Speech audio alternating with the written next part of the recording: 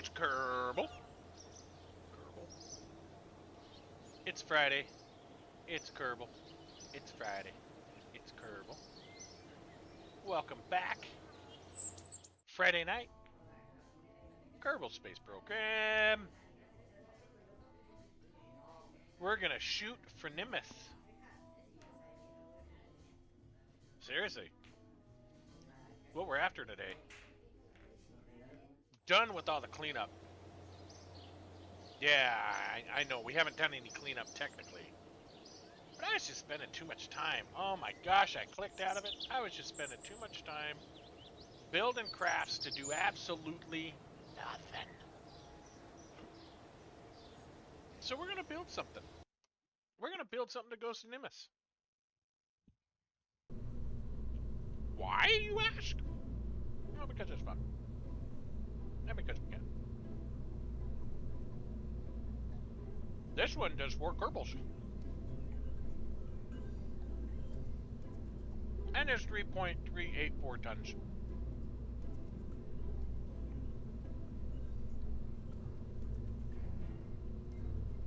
That one does 3 Kerbals. It's 2.438 tons. I think we'll start with that.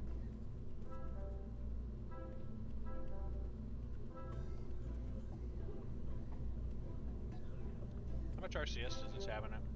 40? I guess that's alright.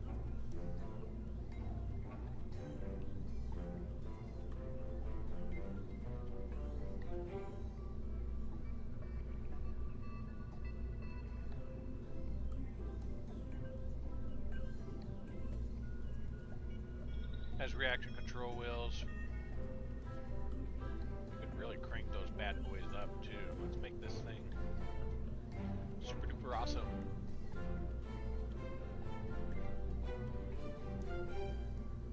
And we are going to need, I don't know, should we put a parachute or a docking port on the top of this? I don't think we, well, if we're going to transmit science to the space station, we don't necessarily need a docking port. But if we want to reuse this craft for something else, we'll want to have a docking port to be able to dock and refuel it.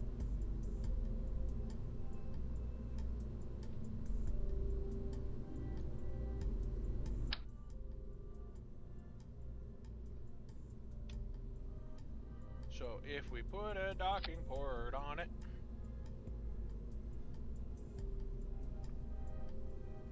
I guess technically that works, right?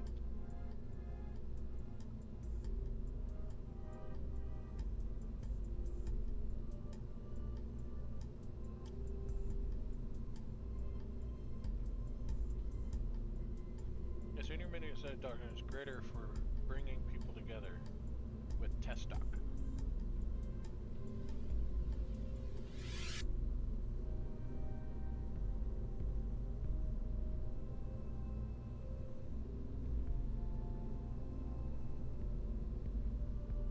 I mean, I guess technically we could use that instead. If we want to dock it horizontal. Instead of docking it straight on.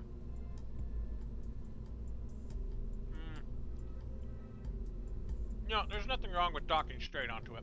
Well, we'll keep this guy.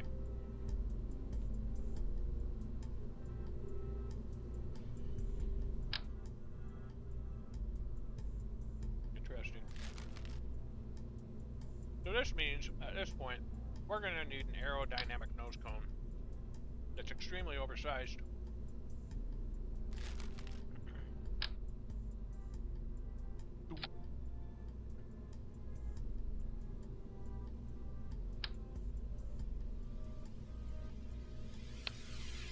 Now, of course, we're going to need all the science in the world here.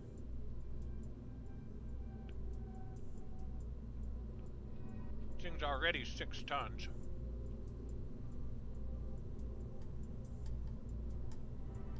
Right? Where's my,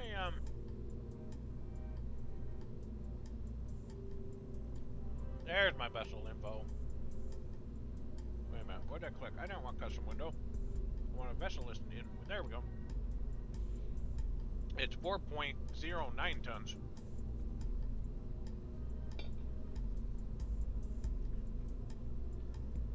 Which is still underweight.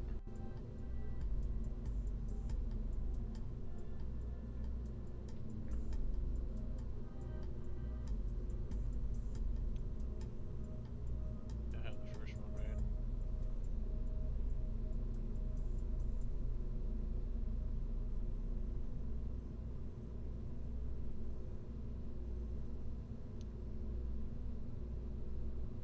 Absolutely.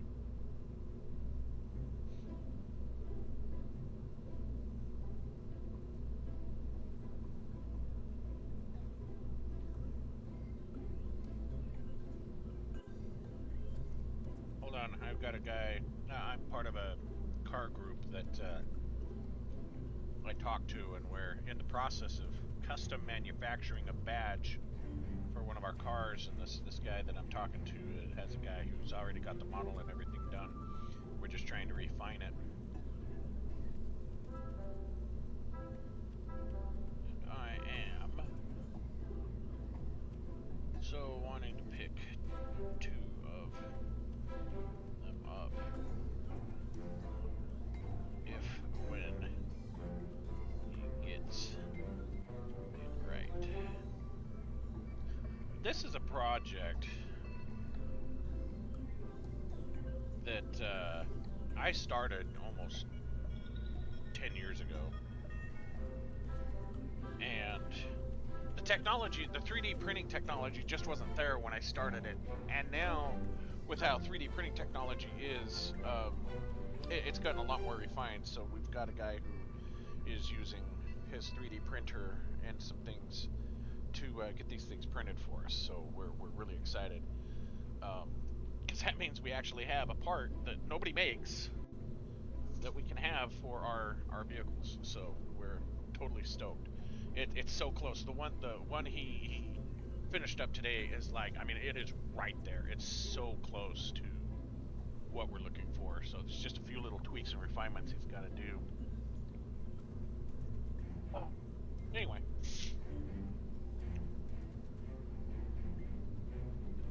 Where were we? Oh, yes. We need to add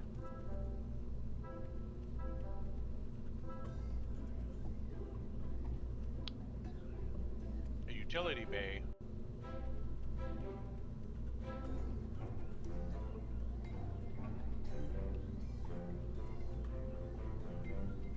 payload. That's what we want. 2.5 perfect for that? Yeah, it sure looks like it, but we need to rotate this guy.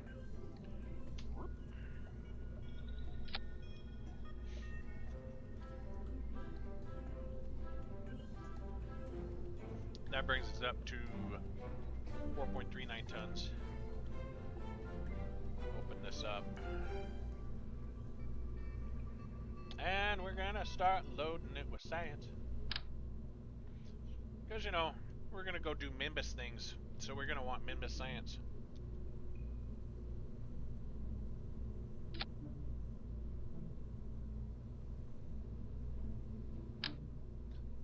I think this guy.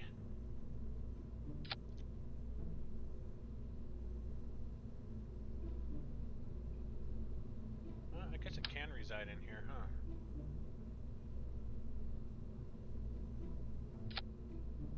Anomalous meter detector, okay. Asteroid sounding experiment. We are not doing an asteroid. We're not doing fluidic. We have a seismic spectrometer here. We can test the seismic activity on Nimbus when we land, see how big of a shudder it makes.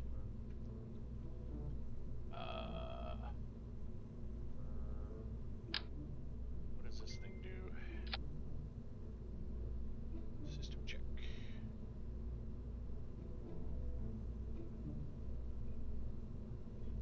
What do you do? Scans the upper layers of the surface to detect any hydrogen molecules within specific Specifically searching for water. Alright. It's Nimbus. There's no water on it, but it's good scientific data, right? So let's go ahead and toss that in there. Here's our core drill. We might have to relocate this. Well, I don't know. This thing really does get pretty deep down in there. We'll see where it sits. We may have to put that on the motor portion of the craft.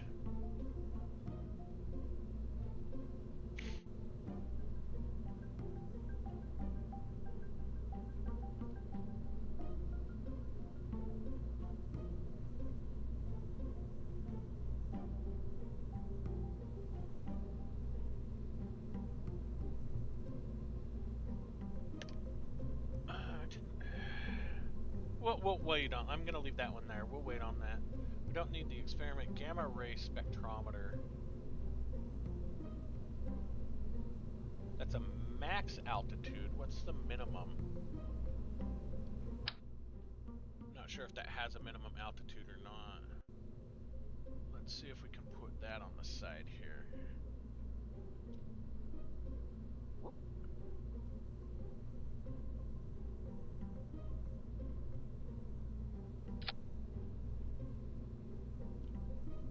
Zoom in.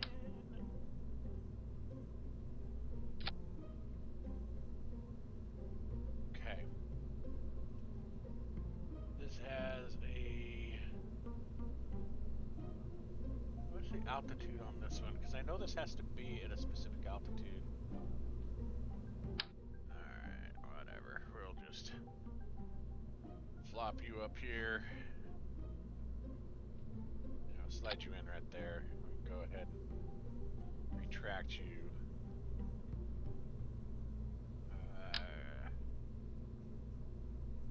Gravitol spectral analysis. Big Brother surveillance, narrow band scanner. I thought that was too big to fit in there, wasn't it? Yeah.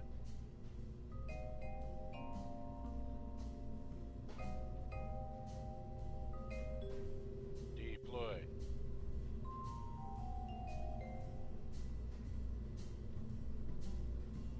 Retract. It's too big to fit in there. So is that.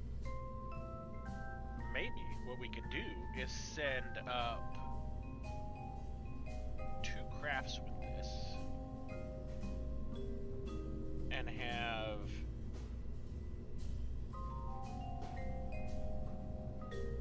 build another satellite that's a survey scanner, a narrow band scanner, and get, I wonder if we could send it up with this. Maybe have it stack on top of this. Maybe that's what we should do. Hey Vulcan, how's it going, man?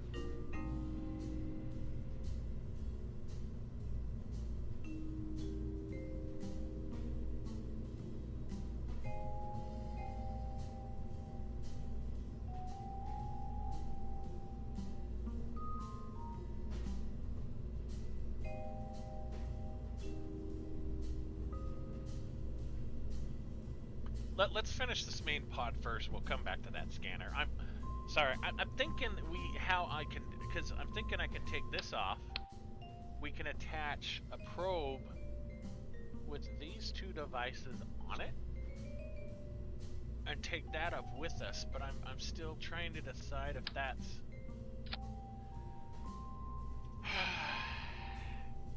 starting to overthink it again. Let's get this done first, and then we'll move to the next phase. Because I need to know what the difference is between these. Aside from one is a lot lighter than the other. Max altitude 60,000 meters. This doesn't seem to have a max altitude. Kerbal scientists know that learning about the magnetic fields of the celestial bodies yield all sorts of interesting insight into what's going on inside of it. But spacecrafts also emit magnetic fields, especially when operated by electronics. For some reason, our engineers just don't want to turn off the entire spacecraft or build it out of plastic. So the experimental engineering group solved this issue by sticking the sensitive magnometer on an extensible boom. Warning, warranty on the boom. Voided if used any place besides the vacuum of space.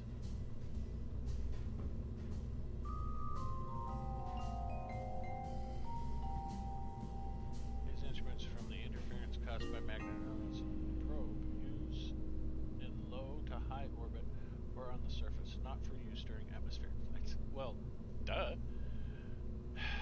Let's see, that's 0.05 tons. This is 0.015 tons.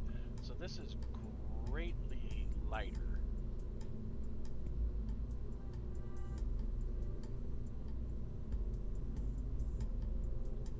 Which one uses more power, though?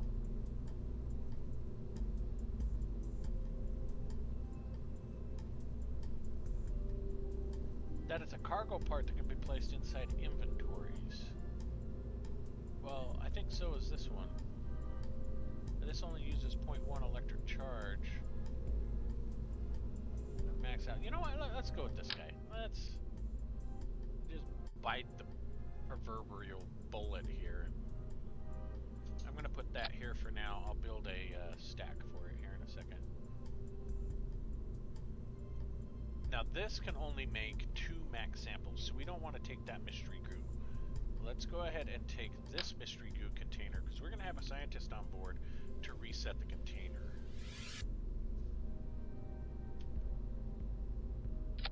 So we can take as many samples as we want with that one.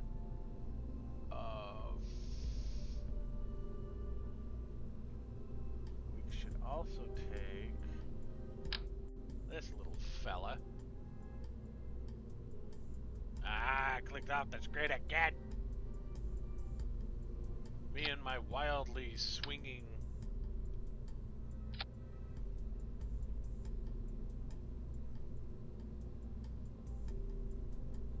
Yeah, that seems about right.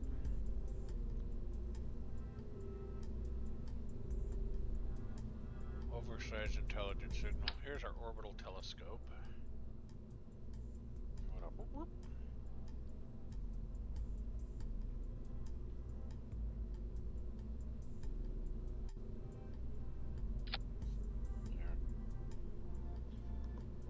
It's looking out, but it's raised up high. We gotta bring him down. I don't know why it's just floating there. I guess that's where the snapping node was. There. Now it looks like it's welded into place. How many of the others are just floating there? That one is. Yeah, we've gotta move a lot of these. They just don't look like they're floating.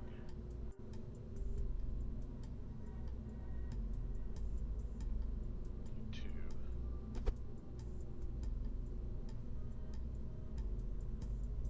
I could probably take you, put you in just a bit. You're floating. It's a float there!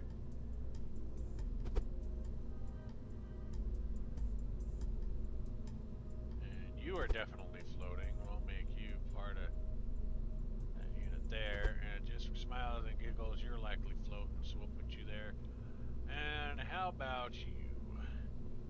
You don't look like you're floating, but we're gonna settle you in right there. Okay, that looks like it's making contact. Oh, you're definitely floating. Let's settle you down.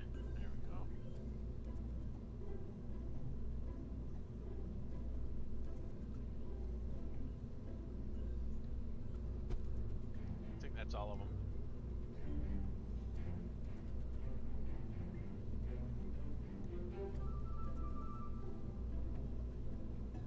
That one still looks like it's floating though, doesn't it?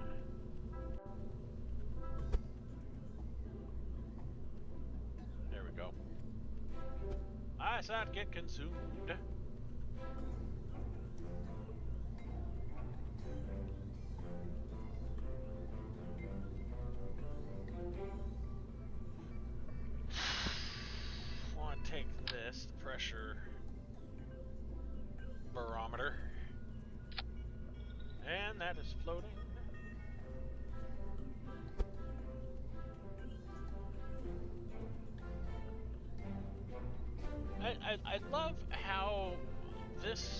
realize, I mean, I've run it like this many times, right? To where the parts are just dropped in there. But she just doesn't allow the parts to sit like they're actually mounted, right?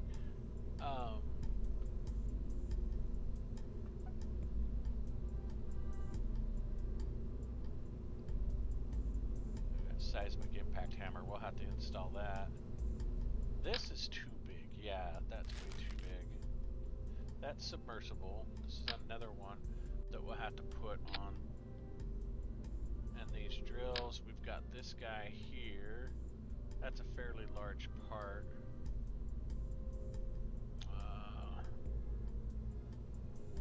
Yeah, I think we can nestle it in right next to our mystery goo container.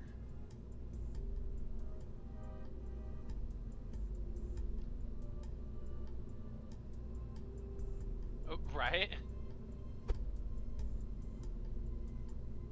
I'm sure it was kind of modeled after that. I mean, it does look like a limpet mine, right?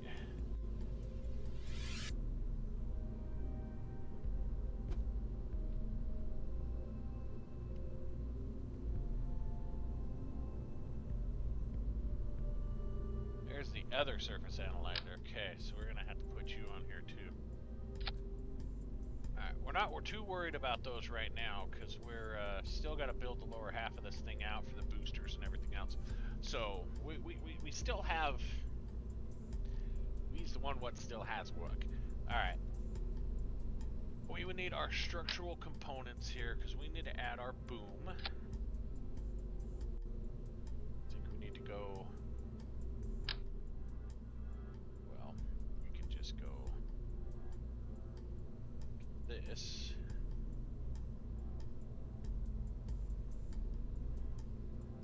And attach right there, right? I mean, that looks pretty square, doesn't it? Such a square, man.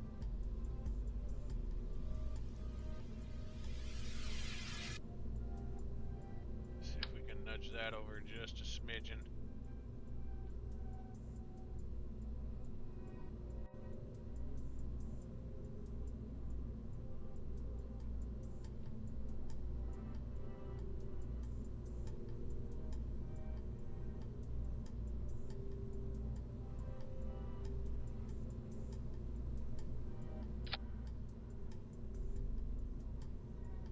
Alright, that's pretty much dead on right there.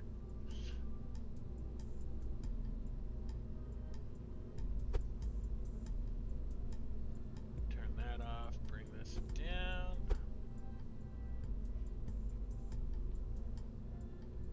I knew it clicked on the wrong part.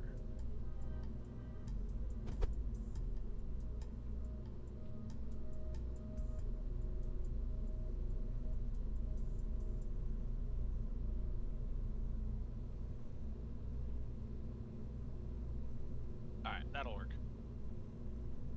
Because now we can take... did it again!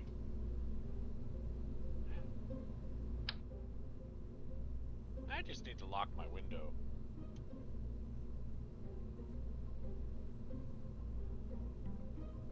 I think that's the right way around, right? Extend. Boy, that barely clears that guy, doesn't it? Maybe we should move that.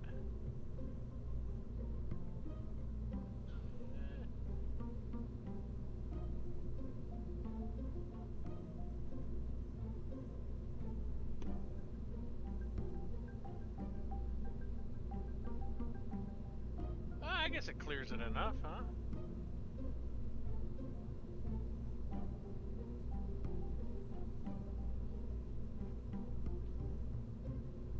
Let's move this.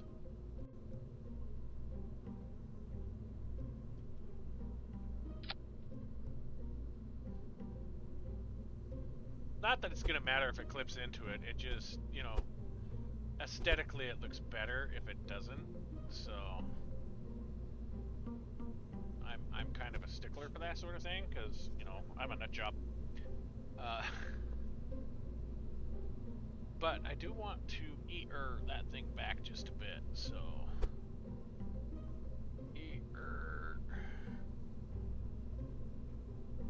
make it look like this thing's built within that cage to help hold it in place, right? Like that's its whole mounting system. Yeah, see? Looks natural. It's natural.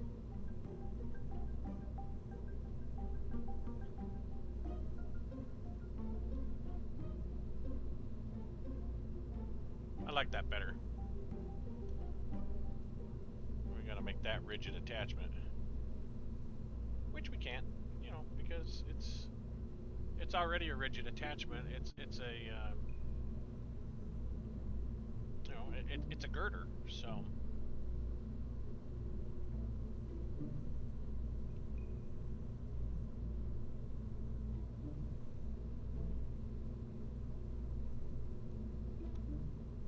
Alright, is there any more science we need to add here?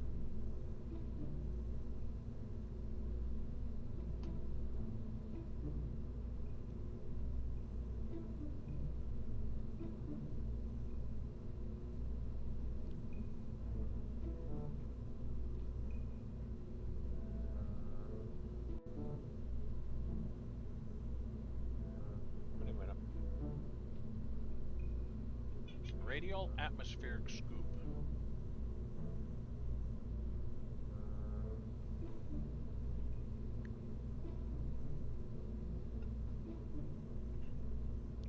Collects the local atmosphere and processes it into useful products.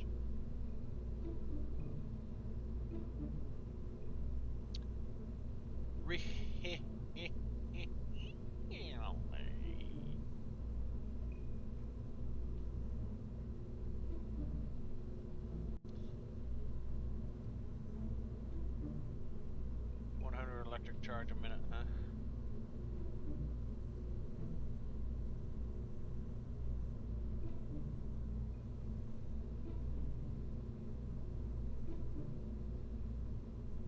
This drill allows us to scrape rivers off of non-atmospheric planets. R&D team insists that this is a worthy cause, as there is thought to be enriched by solar winds and thus potentially useful as a raw material for our ISRU refineries. We may have to look a little more into that, because I do want to start building some refineries and making some interstellar eggs equipments.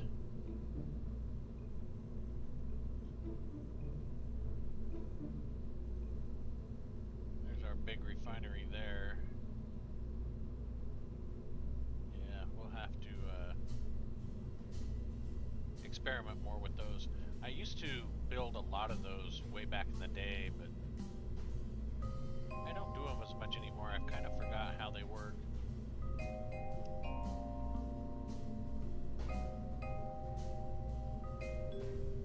Alright. Oh, yes, we need to put some communication on this thing, don't we? Let's set this over here for now. Well, let's put them right here until we get the rest of this.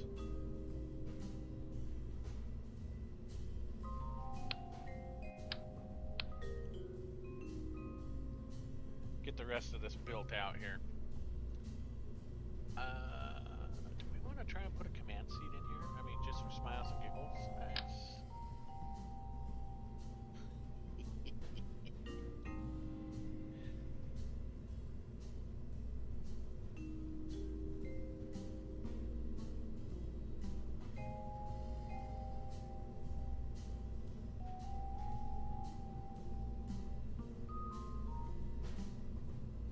You know what this will allow us to do?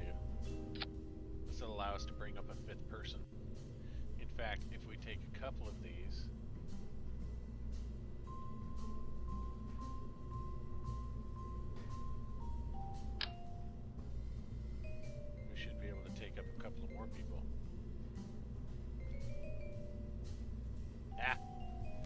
have that there just for smiles and giggles. In case anybody wants to take control.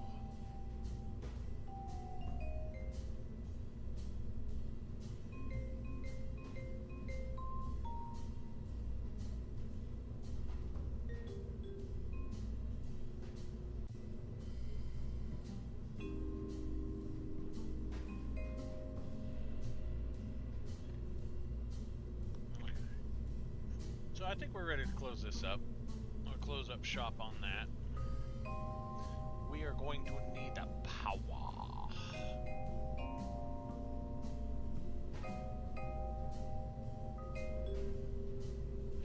You know what? How big is that? That's a fairly large part, isn't it? But could go right here.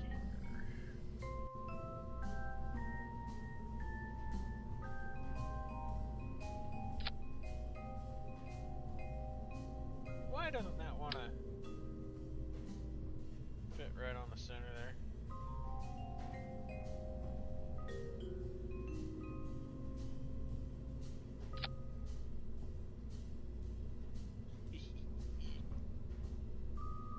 So if we set that for lights on.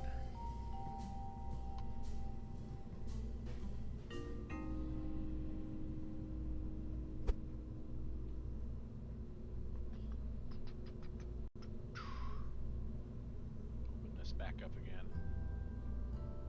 We can see how much that's clipping through the floor. Oh, a whole lot. Ooh, yeah.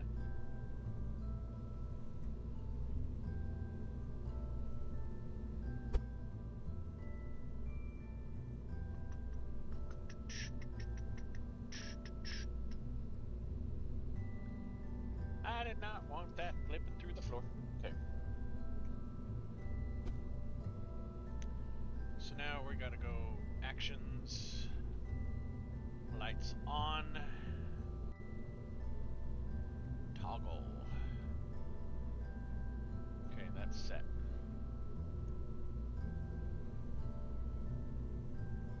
Could nudge that thing over just a bit. Get it more center.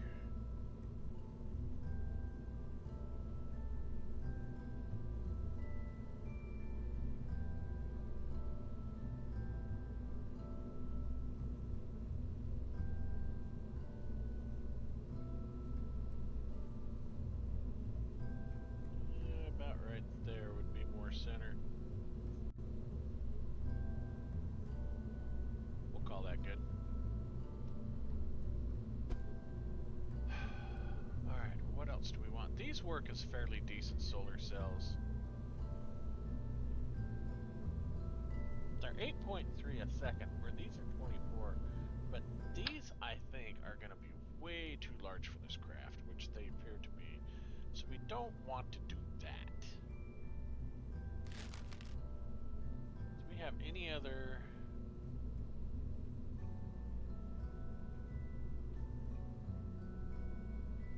Probably ought to put a battery on this thing. That'll help. Let's put a couple of batteries, because that'll help hide our generator. Look at that. Fixed. Alright. So right over here in my vessel info, I've got McJeb and the vessel info pulled up, and I can see it's 5.307 tons right now. That's one of the things I like about McJeb. You can also use what is it, Kerbal Engineer? That does the same thing. I think there's actually a vanilla method to do it too. I want to say no, that gives us our ISP and thrust.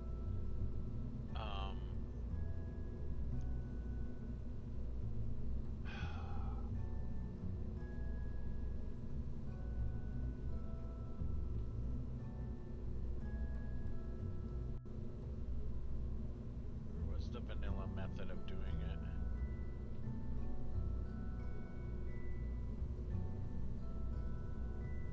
Start and end mass.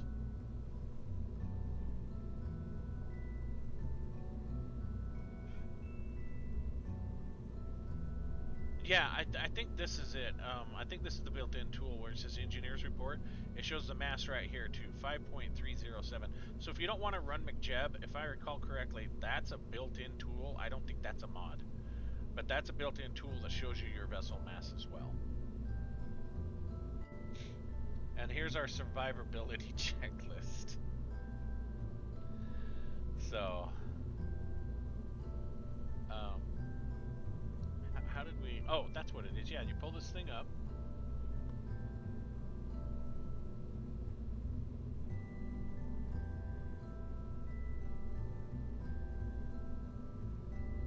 Well, the weight of the vehicle does matter when it comes to your thrust to mass ratio. But as it burns off fuel, of course, that's going to become more efficient because it's lighter, right? Cannot transmit, unused. So if you follow this here, it should tell you severity. These are important. Parachutes are missing, empty crew cabin, which we haven't assigned crew yet. Docking port used as a decoupler, which, I mean, is fine. It's just not recommended because, you know, a docking port is not undocking a controllable vessel. Place a command pod on the part you wish to undock to make it controllable, which in this case isn't important because we're using it more for just holding an aerodynamic cone on until we get into orbit, at which point it becomes a fully functional docking port, right?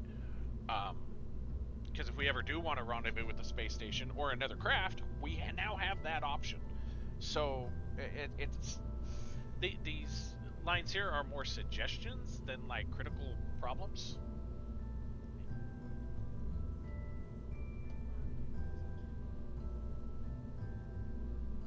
Okay,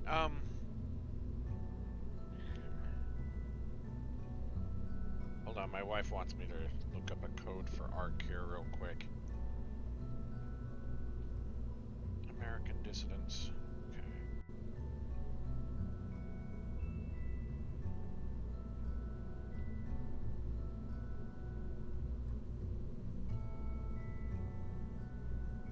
ARC codes.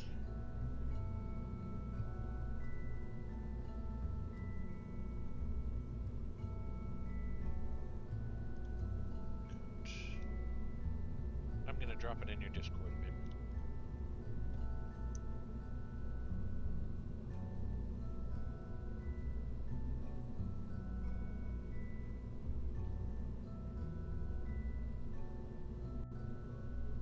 That's the wrong group. There she is right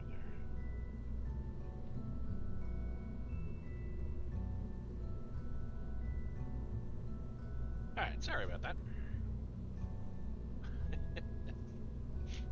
Had to give the wife admin code for...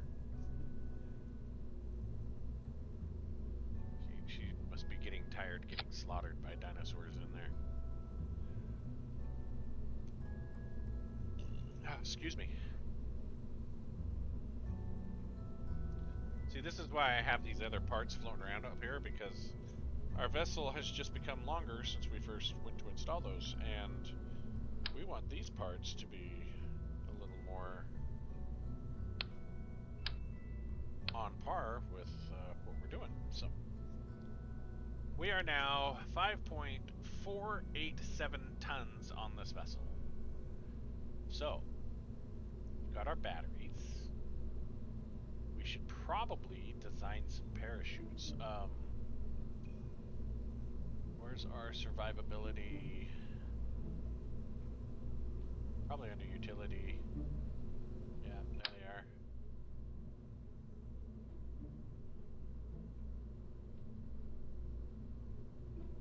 Alright, let's just do dual for now. We'll go here. And if we want to go radial, and we'll want to take these two guys and we'll put them here. That'll slow us us down. Okay.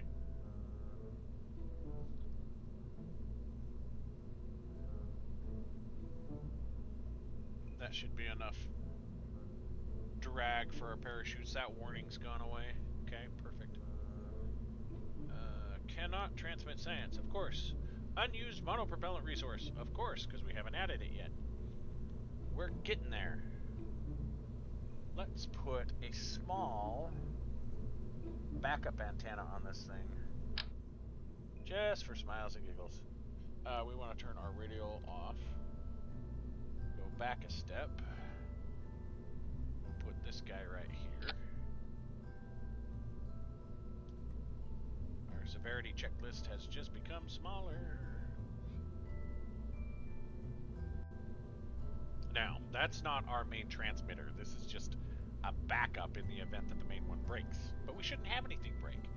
Now, we are going to do a decoupler.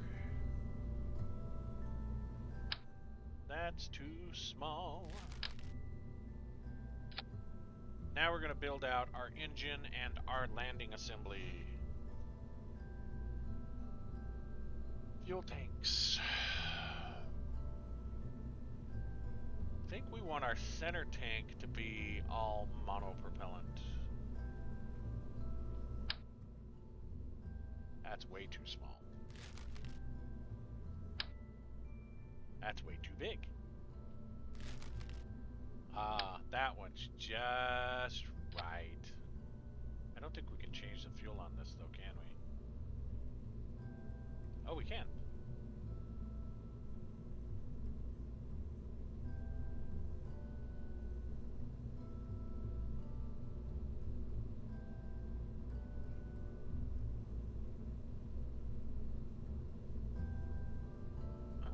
Does this not do monopropellant?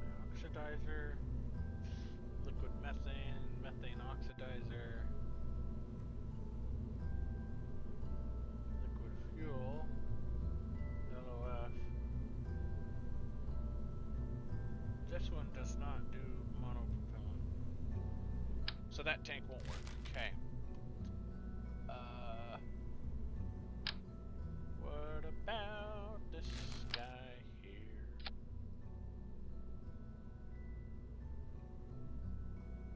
Can I change this so maybe it's this one here? Yes, okay, this is the one that we can do just straight monopropellant with.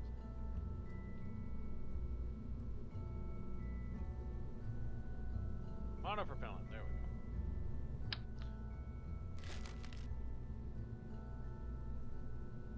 Alright, so we've got that.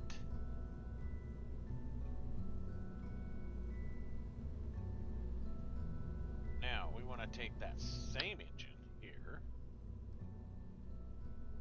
And we want to go 1, 2, 3. Give us a 4-way stack on that.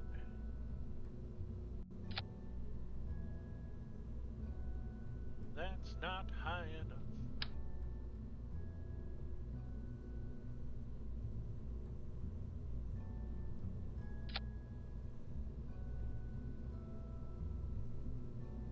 We won't be able to cap those, will we? But we can put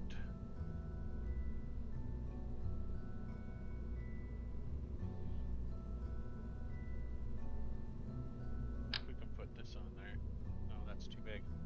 Where's our 2x? Nah, that's gonna be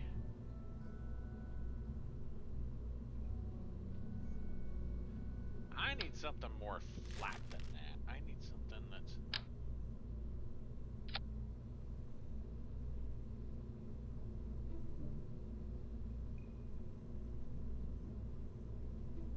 I think we'll have to move this up.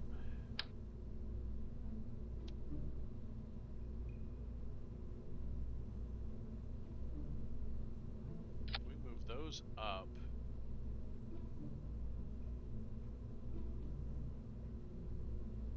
those shouldn't interfere.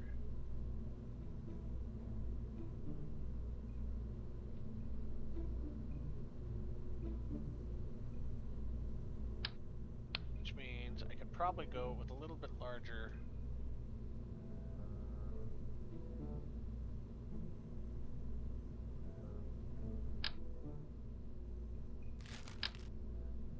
I just want to try and make them as aerodynamic as possible.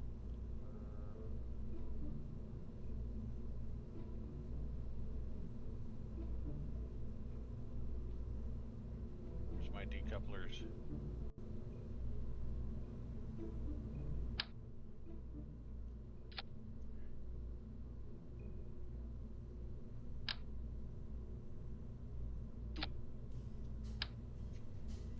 I mean, not super aerodynamic, but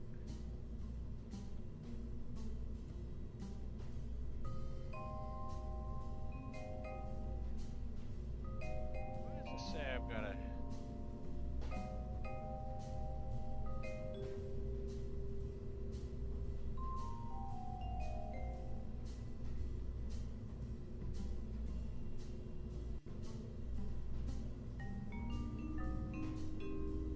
That's an SRB nose cone. Enable port staging.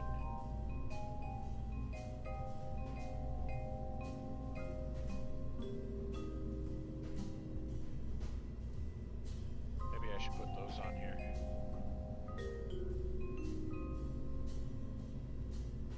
Of course, you realize that if I do this, I won't be able to have these deployed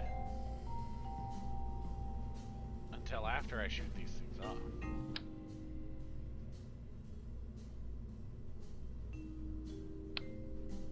Which makes me wonder.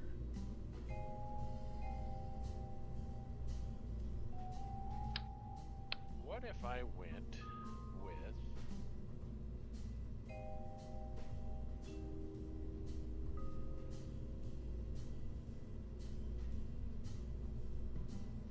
so we have another SRB nose cone here.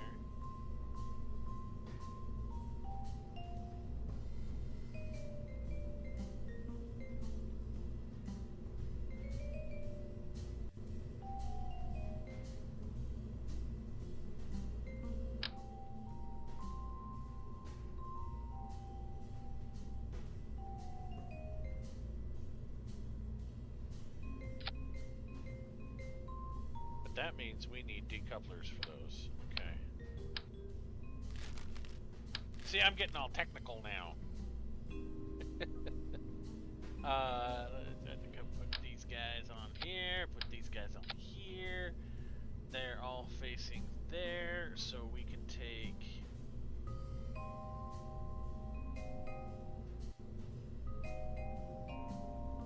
these guys and move them all right here.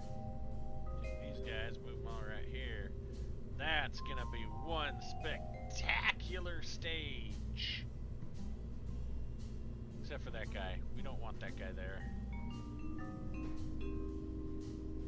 We need to swap you.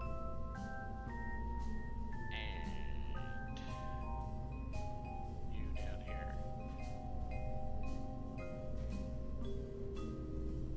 Stage, stage, stage, stage. You are up here with these here. Actually, I want you on your own stage entirely, separate from those. Okay.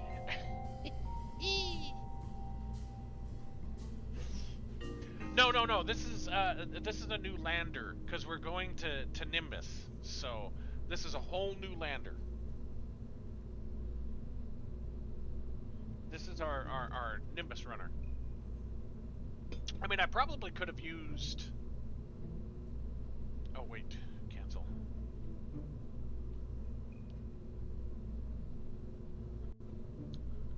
Cancel.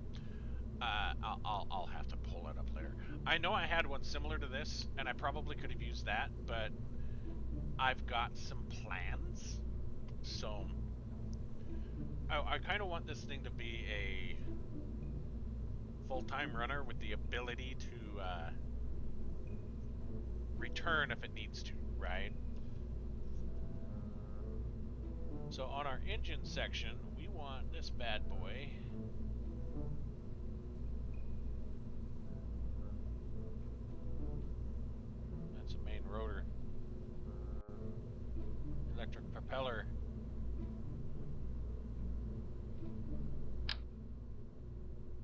That's our poodle, but I don't think our poodle is the mono engine, is it? No, that's a liquid fuel, which is fine. It could be liquid fuel there and run into that part of it. Because I really just need the monopropellant for orbital maneuvers. So, yeah. Thrust weight is 0.141. That doesn't seem like a very oomphy. That's 250 kilonewtons though. But it's a 90 SL, 350 and back.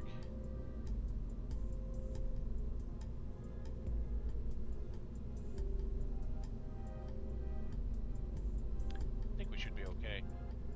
What we want to do though is we want to come back up here and we want to go these small short stacks. That's way too big. I can resize those, right? I think that's the one I'm looking for there, yeah.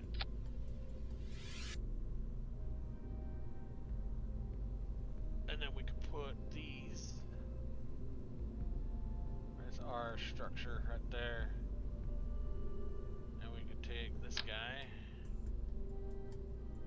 Oh, you're too big. What? Take these guys. Yes. Toss you out. And we can put our lights on there so we can see how close we're getting to the surface. What's our light? Electrical. Is that under utility? It's under utility. Guess we could go with the dome light.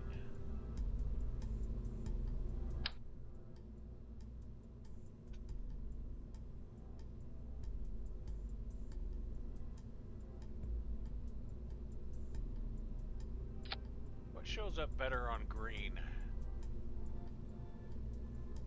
I guess white does.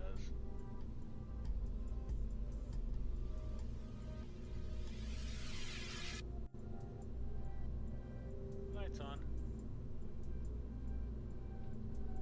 Lights off, lights on. The blinker.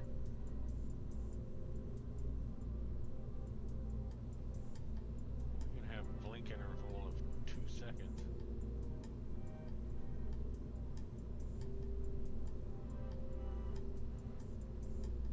It's not gonna show me the blink interval? Well, that's lame.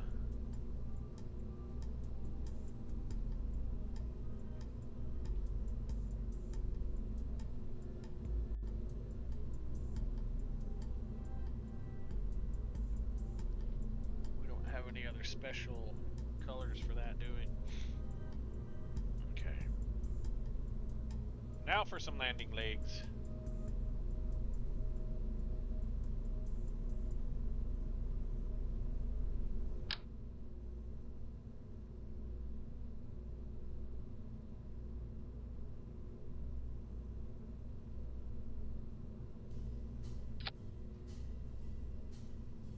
That's good.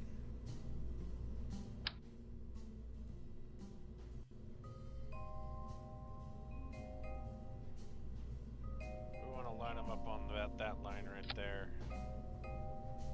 It needs to come down just a smidge.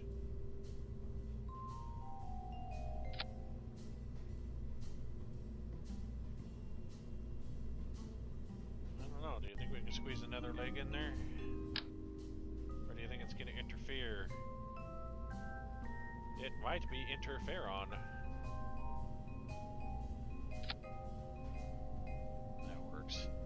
It looks silly, but it's gonna work. That's a pretty, actually that's a really good footprint. That'll be pretty stable. Retract. Retract. Retract.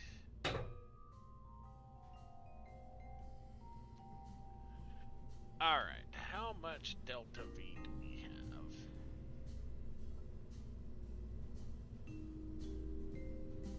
All that stuff is kicking off with that engine kicking in. I don't think think I want that. I think I want this engine down here. All this up here. Because all that stuff's got to kick off long before this engine interferes.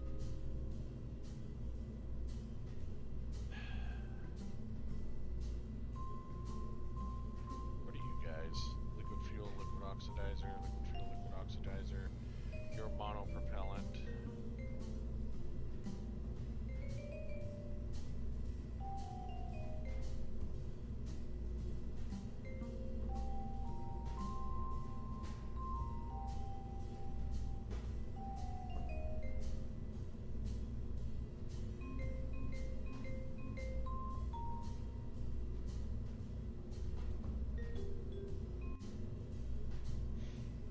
Engine jettisoned before use. Which engine is jettisoned before use?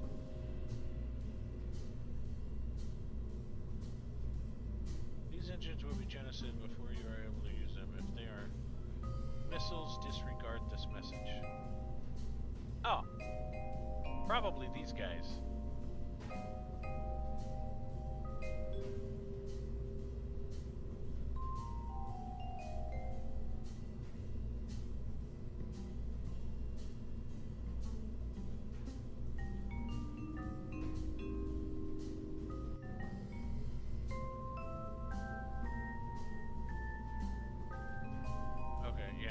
Jettisoned before use of those. Okay, yeah, that's fine. No, because that's what they're supposed to be. Alright.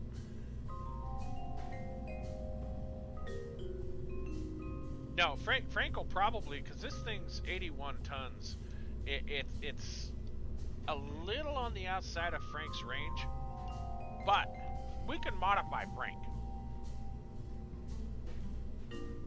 If we really want to, we can modify Frank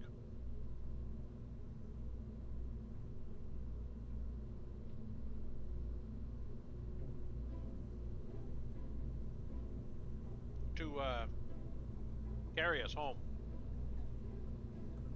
So let's look at what Frank can do here, because we have Dirk, which is our medium to heavy lifter, right? And Dirk's a nice, big, happy boy, right? Dirk can definitely get this thing off the ground. He's got so much oomph.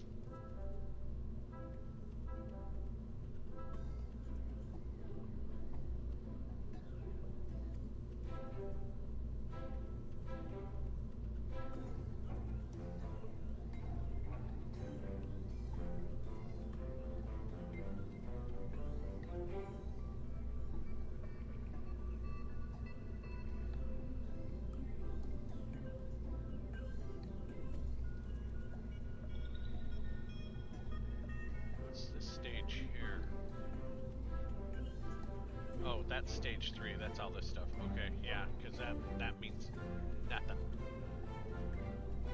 And see, this is Dirk. He's, I mean, that gives us a 1.48 thrust to weight, which is more than enough to get this thing flying, right?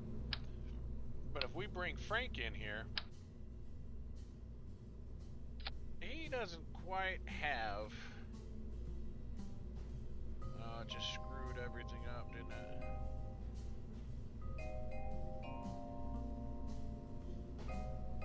Well, I guess it's about the same.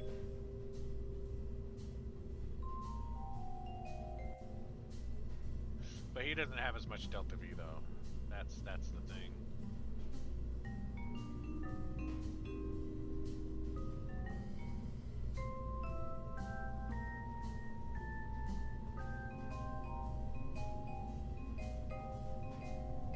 He falls short by about 1,000 Delta V. So I think we're gonna have to use Dirk.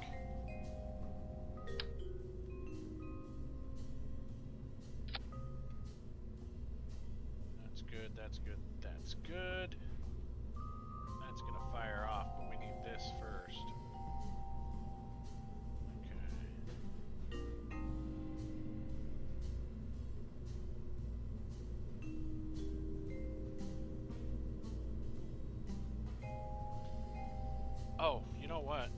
hold on. We gotta back the ship up here for just 1 second.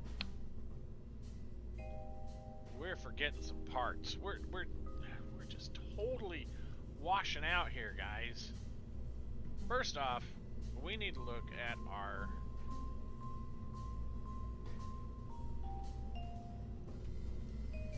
command and control, because this thing has no command and control. Let's pop you off. Let's put a reaction control wheel in here.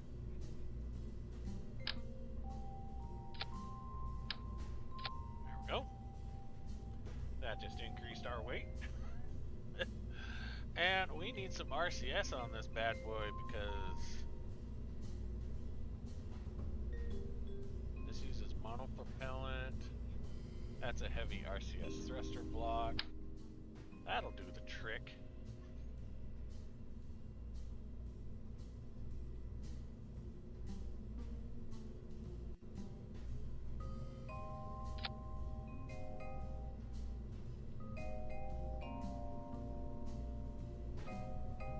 Probably put some of these guys right in here too.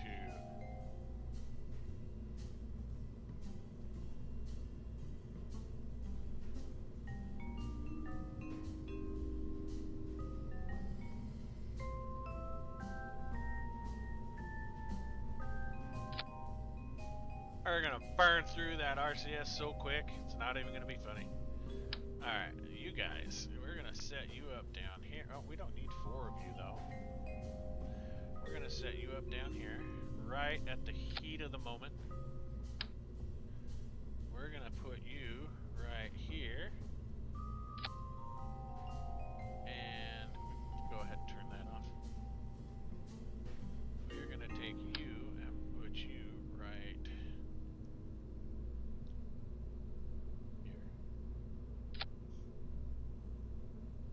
Let's test and see how you aim. Oh, perfect. Yep, that'll definitely hit the dirt. Let's see how you do your thing. You're upside down. See, this is why we test, kids. Alright, let's try that again. That's gonna probably bury itself in the ground. Because how far down does our landing strut go?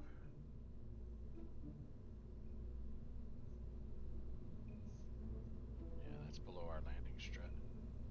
So you could stand to come up a little bit, maybe about right there. Let's see where you sit now. Still a little lower.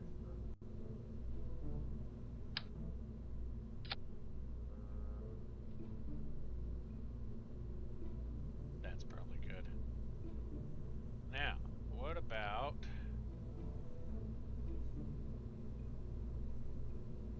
Why do we only have 2?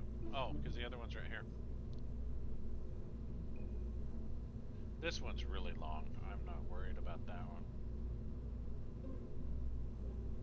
I guess technically, we could probably put you here. But you'd still get the same reading.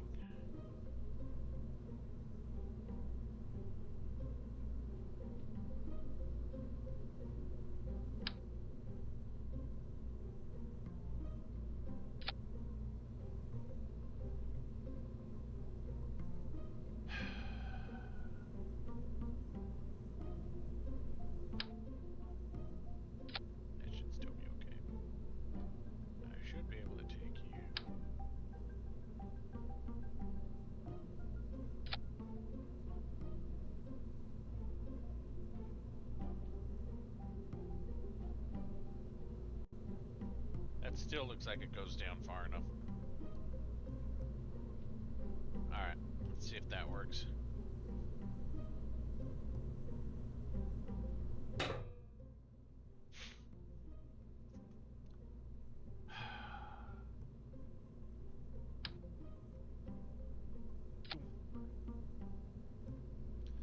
Alright, is everything still set up? Booster, booster, booster. Kick off. Fire. Kick off.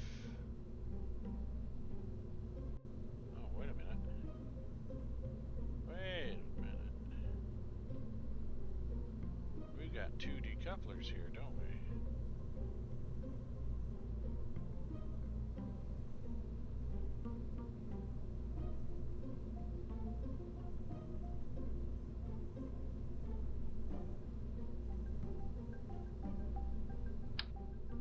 Let's go ahead and omit this decoupler.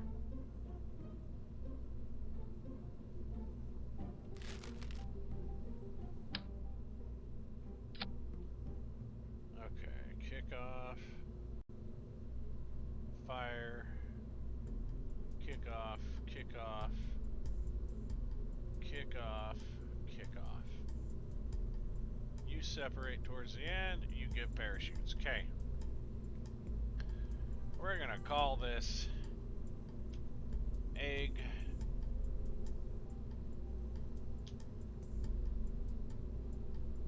exploder 2, because I think the other one was egg exploder. This is egg exploder 2.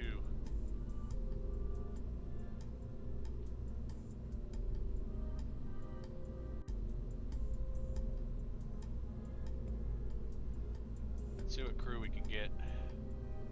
Pilot, scientist, engineer, and the command seat. Actually, that's a really good. Let's omit a pilot and let's go with another scientist. In fact, let's change our scientist clothing here. We want our scientists to all be wearing the red and blue.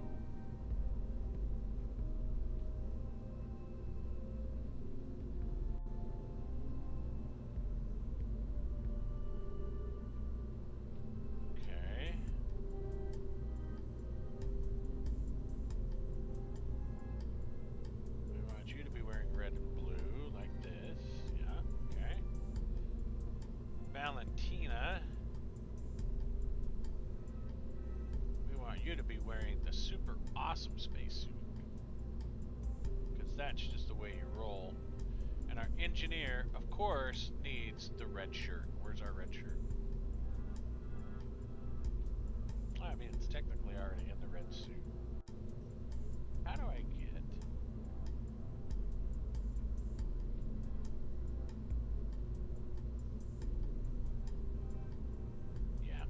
There we go.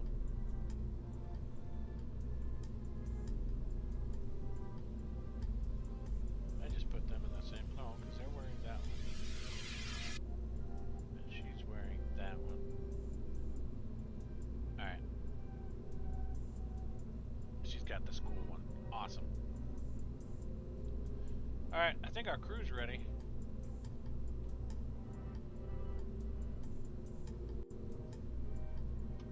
Alright, here we go. We're gonna get ready to light this candle.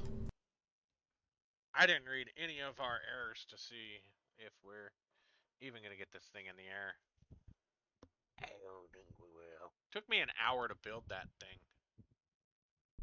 A stinking hour. I mean, what am I thinking? What is my lifetime objective here? Okay. We want to launch into its plane. So we want our ascendant guidance. Launch into plane of target.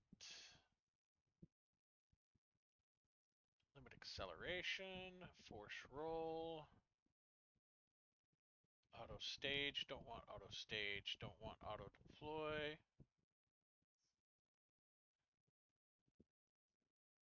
We do want auto warp.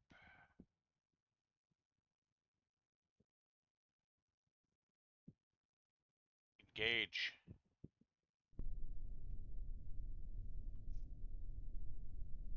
Whoosh. 2 hours. And it's nighttime. Beautiful nighttime launch. We like nighttime launches.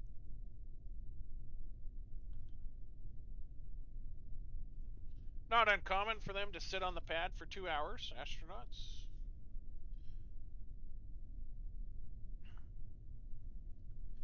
There we go. Beautiful.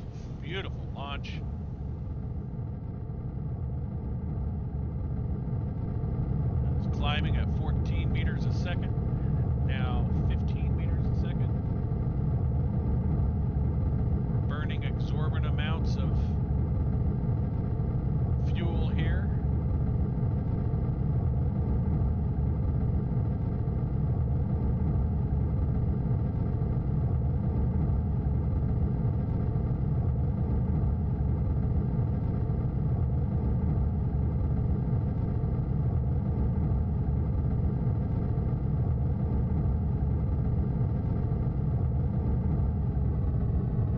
Throttling back as we go through max Q. Past max Q, just back into throttle up. We can now turn our, well, we want to leave that on while we're in atmosphere.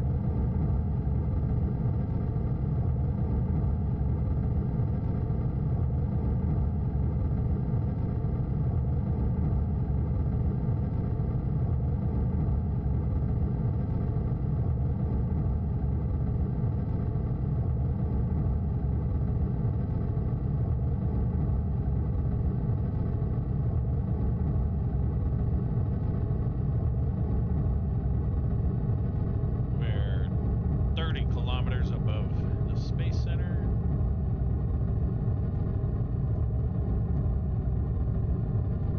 Still technically not in space yet.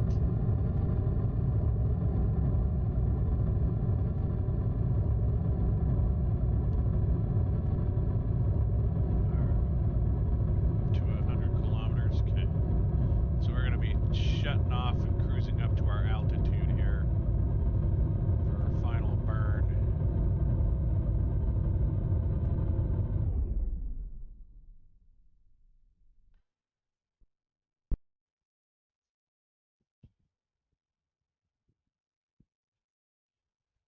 We could probably go ahead and stage all this stuff.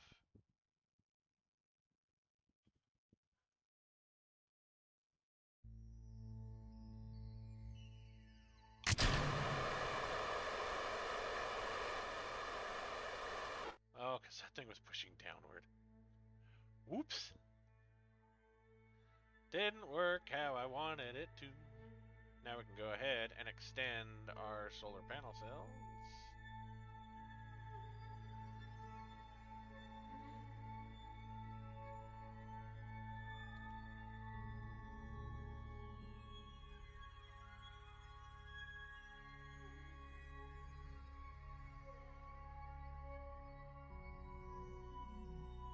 I should have reversed those.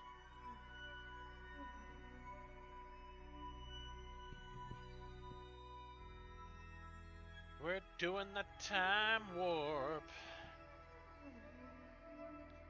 Let's do the time warp again.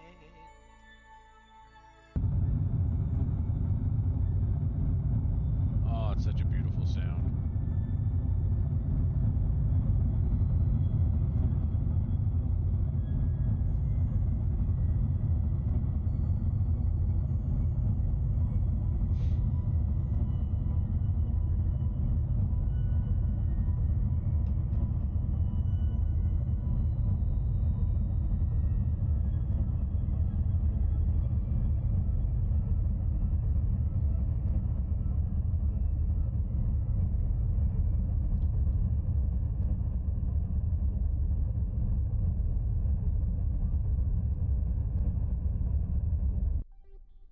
Ooh, that had just barely enough to get this thing up into orbit, didn't it?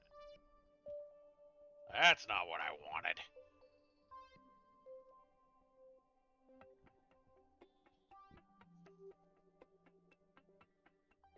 That's okay. We're in the plane of our... We should probably turn all those off.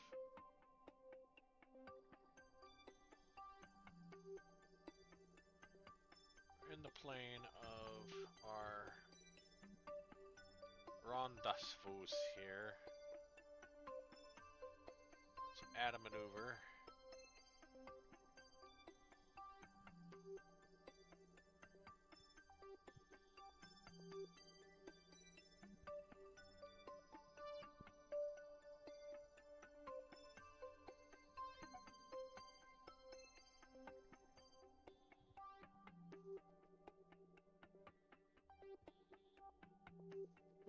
on, back up.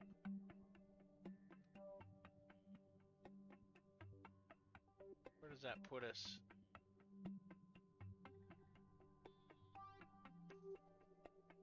$582 in 11 days, huh?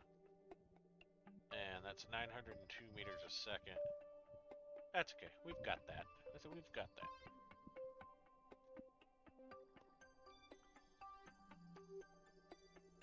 Let's turn off our max Q. Turn this guy off.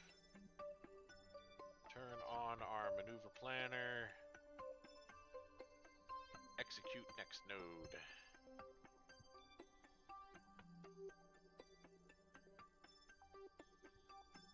And we have our small little antenna. That was supposed to be our backup antenna, but because we didn't put any other antenna on here. Did I say transmit? I think I said transmit, didn't I? Oh well, I think everything that we collected had already been processed in the science station anyway, so it would have all been repeat science.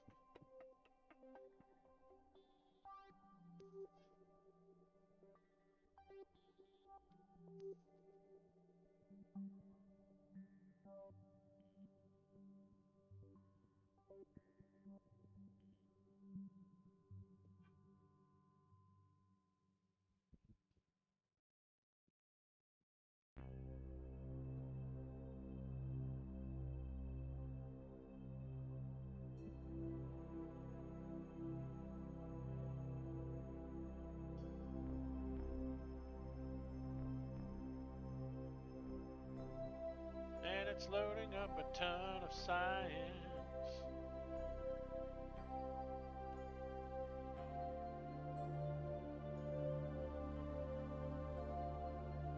Extend antenna, but do not transmit.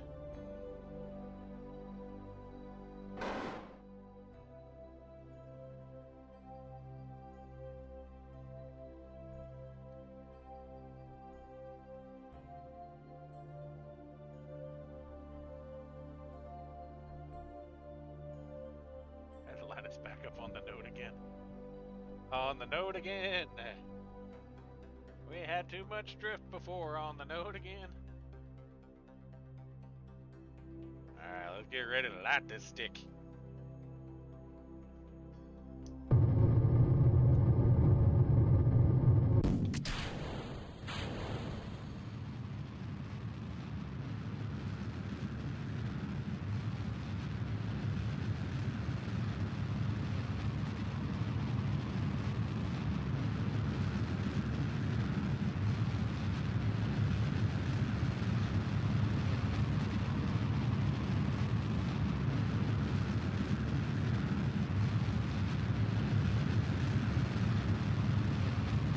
Have more than enough thrust to weight once we get to Nimbus. I mean, Nimbus is a very, very small moon with very little gravity. We got more than enough thrust to hold this thing on its own on Nimbus. If we go to a larger body like Eve or Duna, we'd be in a lot of trouble. We'd have to definitely rethink this thing going to those places. But if we're cruising around solar system Kerbal, we should have more than enough thrust to weight ratio, even though it's showing 0.34 right now.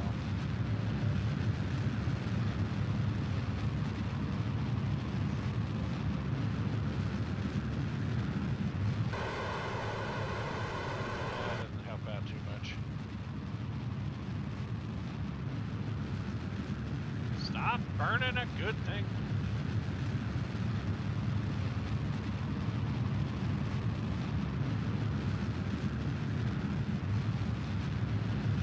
Locked, aren't they?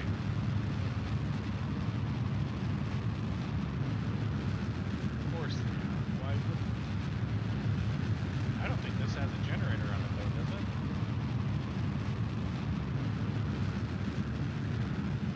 Oh yeah, 0.8 electric charge. Awesome.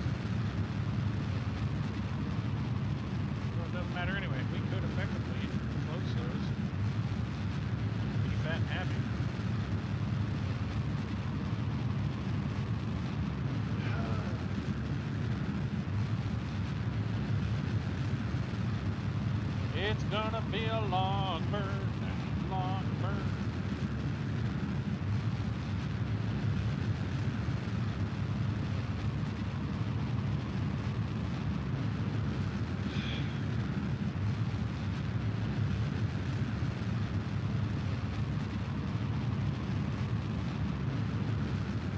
This has lights on it, doesn't it? It does. I guess technically we could turn our cabin lights on. I don't think that turns our generator on though, does it? Let's find out. That's a rechargeable battery bank.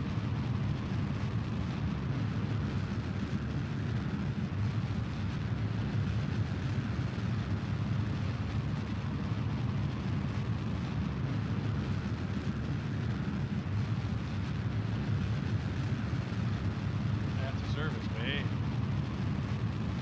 Maybe I should have had that thing come in just a bit.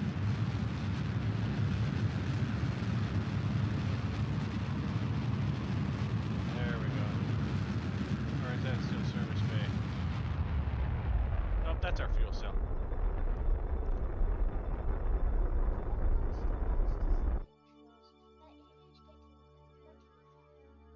Well, are you tired and want to go to bed?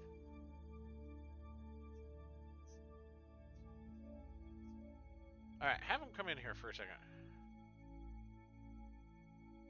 It says the fuel cell's running, right? Stop fuel cell. We don't need that thing running. We don't need it consuming fuel. Alright, hold on a second. I gotta talk to my kids 1 second.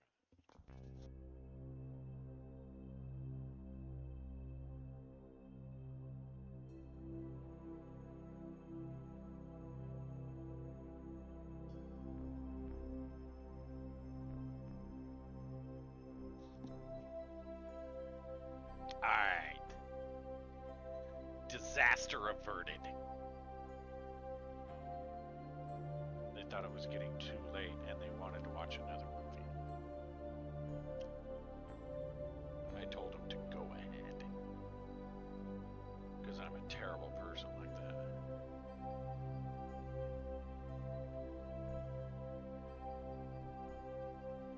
Warp to here. Whoosh.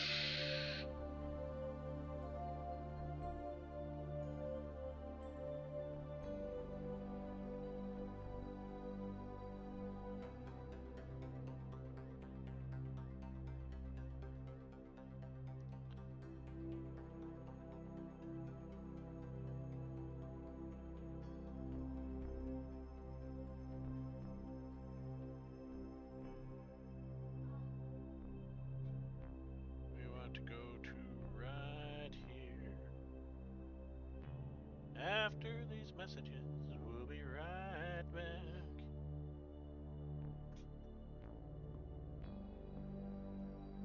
That's gonna be a hard capture.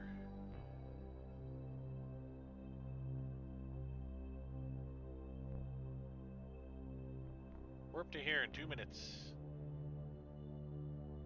Yeah, we're gonna be a little high on that capture.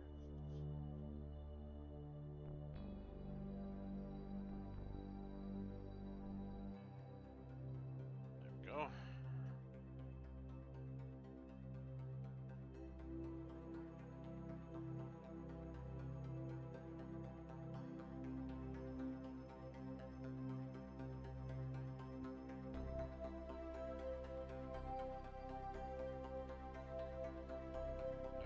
Come in.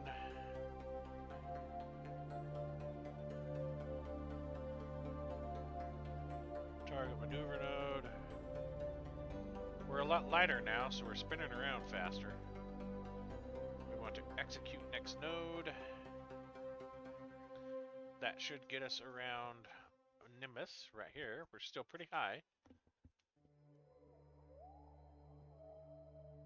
Let's go ahead and open this thing up.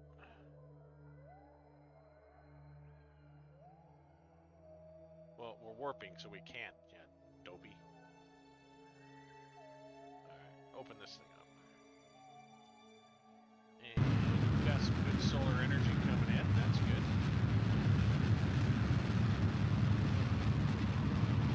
See, we're at ratio now going around Nimbus. So I said we will be more than fine for what we have here. Looking on the inside. Boy, they look exactly. They're twins. I guess her head's a little bigger.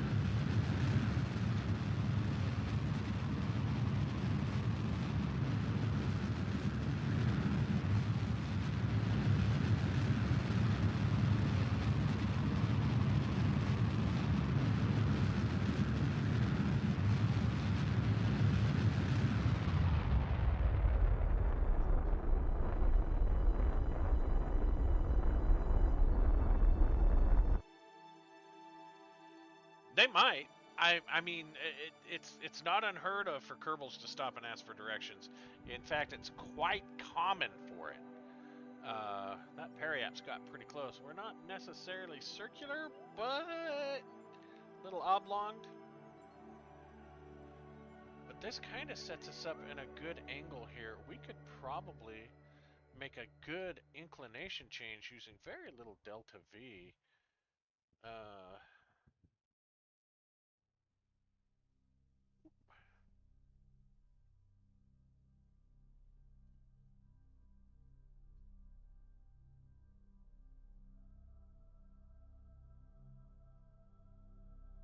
there we go. And if we go radio in and out, that doesn't help us much.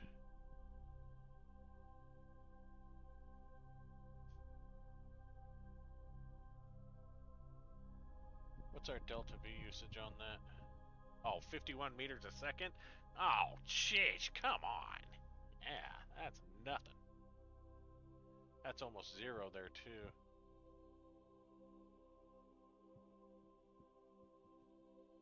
We should go almost right over the poles with that. And then we'll start working our way down. Where is our limited crew control? Why do we have limited crew control?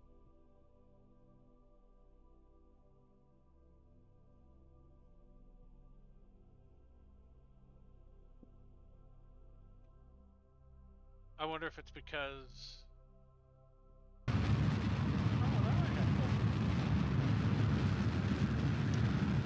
don't know what's going on with that.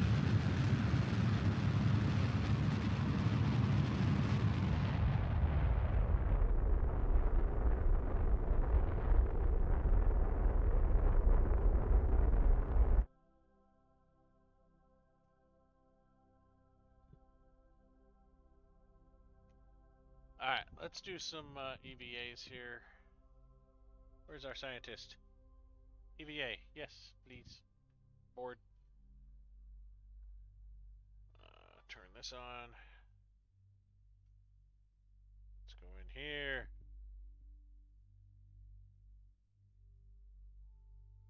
Transmit all to Space Lab 2.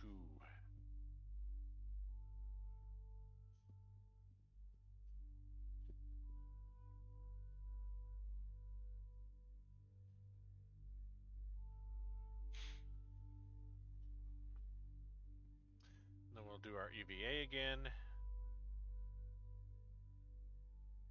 Board.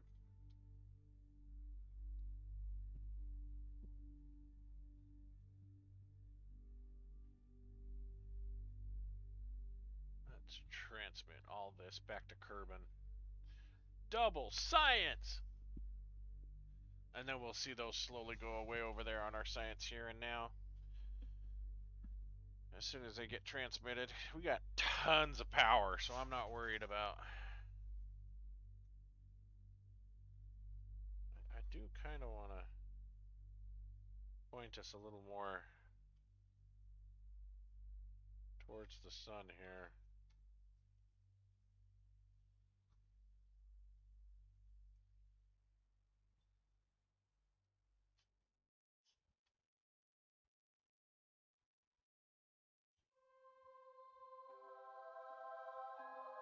And those things are track. Now I have more sunlight. It won't be hidden behind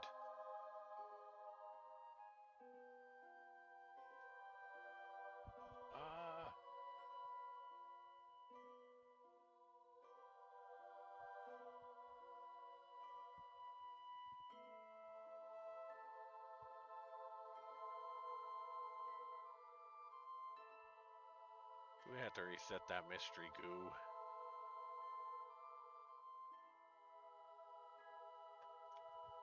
Where's our reset science?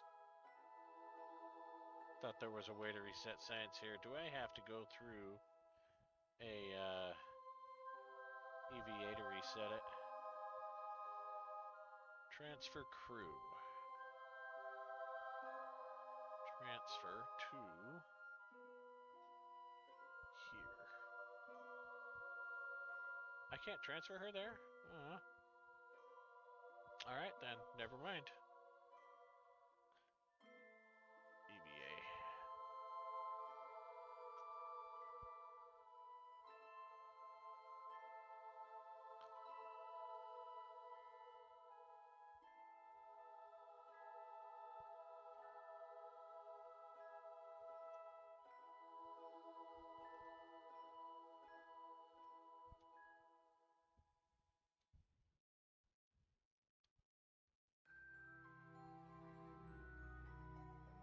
Restore.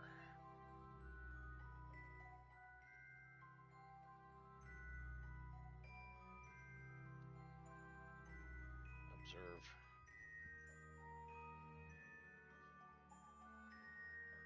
Collect. I'll show you again. Remove data. Restore.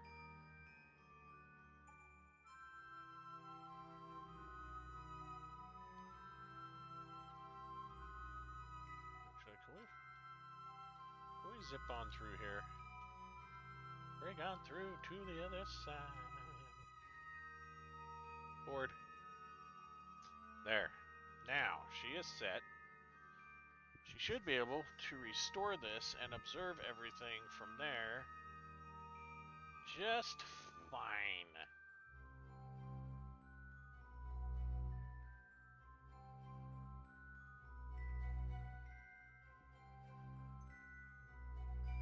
Everything's transmitting. Oh, we're burning through the battery power there, aren't we?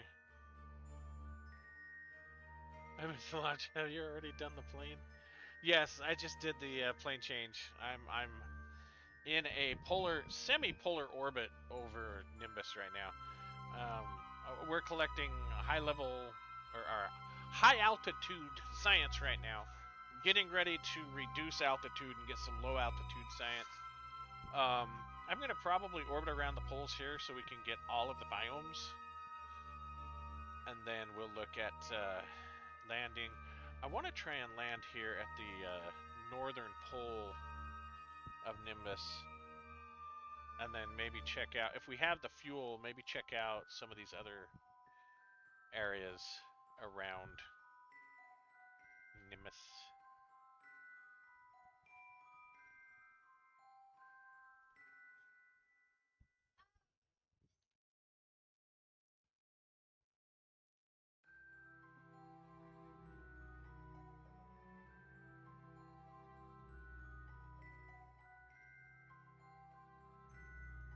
Aim camera here.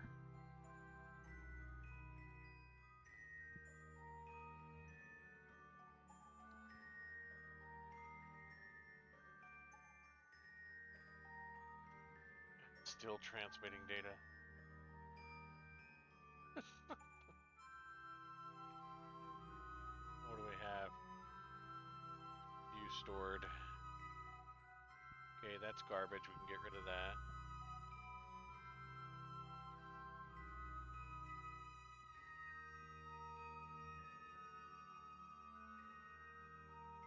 Let's go ahead and send this to Space Lab.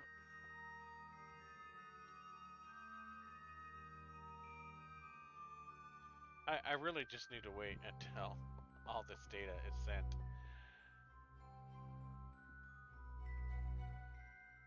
Let's go ahead and kick lights on.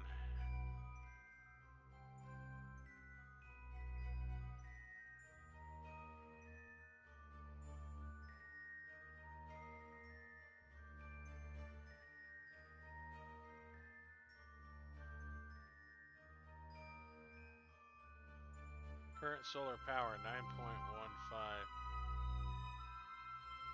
So we've got a total of 18 between the two of them. kick this off. Our total power consumption is 36.3. So our power sources are built in. This guy here is actually working. Oh, we want to start fuel cell. Well, why does that consume power?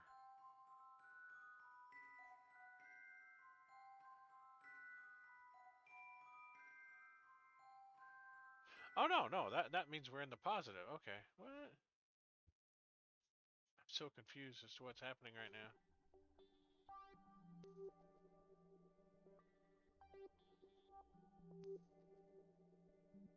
Well, at least we're gaining power. Of course, we are also no longer transmitting too, so we could probably stop this. That's probably the reason why we're gaining power. Has absolutely nothing to do with that thing actually running.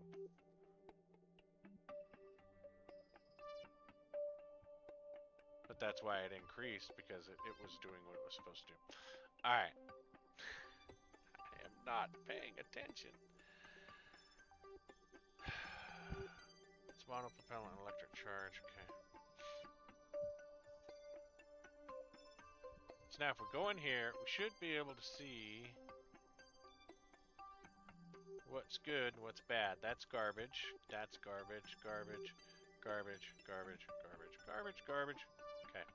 All that science was junk. Let's go ahead and speed up here.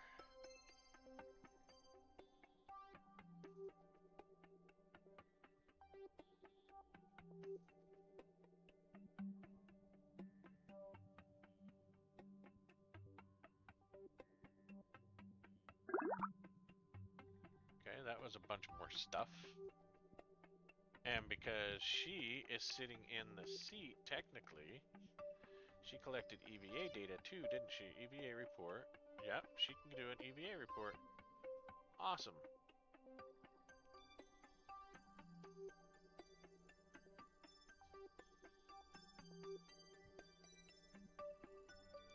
Quick, remove helmet.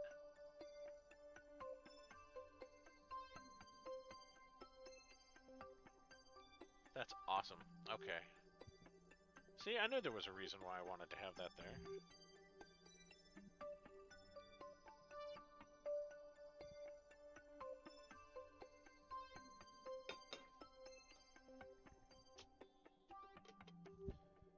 So now, I'll never miss another EVA again.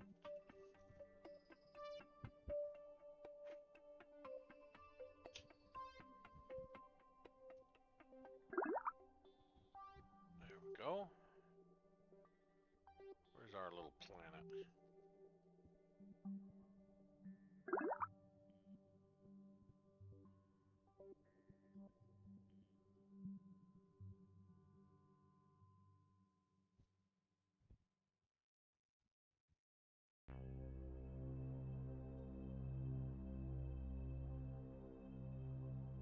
Because I don't think we passed under the poles before. Boy, this is 14 days on this mission. There's our Highland scan, okay.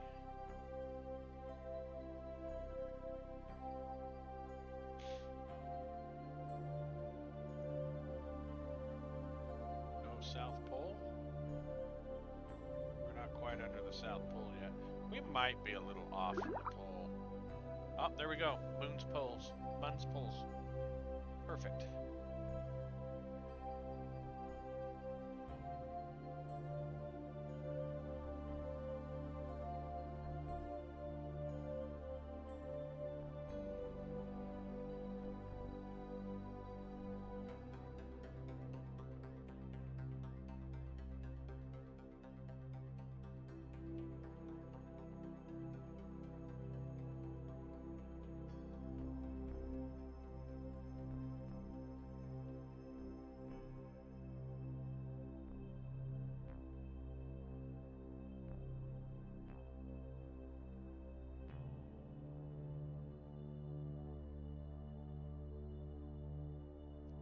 Alright, I think we need to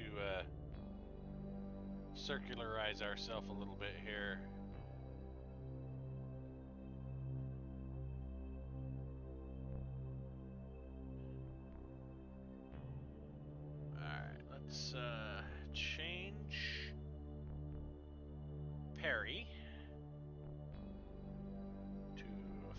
5 at next apo. Create and execute.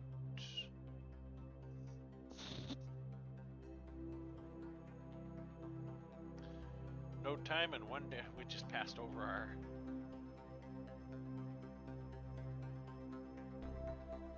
Yeah, we just passed over our apo, didn't we? Or are we just that high up that it's taking us that long to orbit?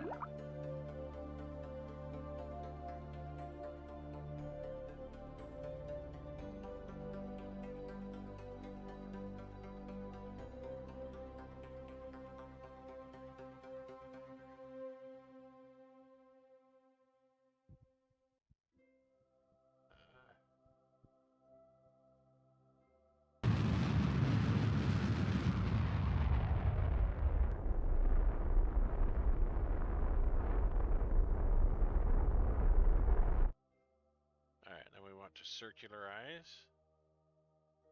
At next parry. Create and execute. Show experiments available now. Show experiments available on this vessel.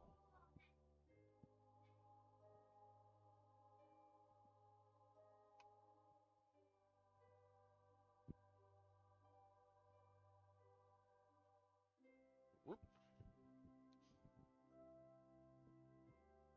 As we get closer,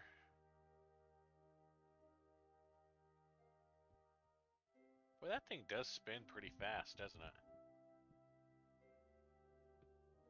In high space over Moon's lowlands. Nimbuses. Keep calling it the Moon and it's Nimbus. What am I doing here?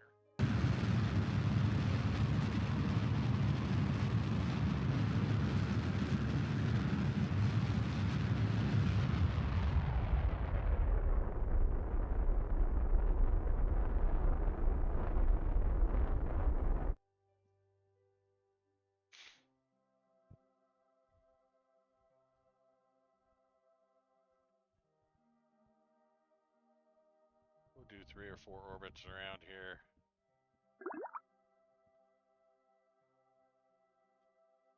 Collect as much science as we can.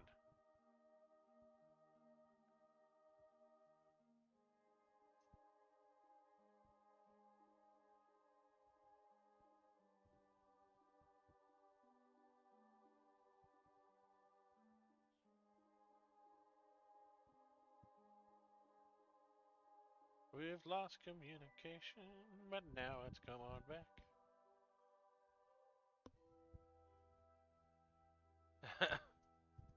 First time to ever visit the green cheese ball. Yeah, no, I've visited this lots of times. This is probably one of the easier missions for me to do. Even without McJeb, I can still do it pretty easy. Oh, we've got our little probe. That's right. That's right. We've got our probe up here.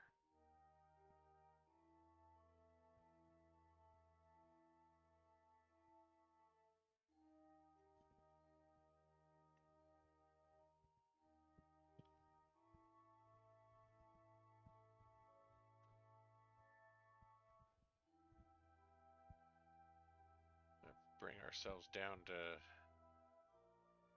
I think 20 is considered low.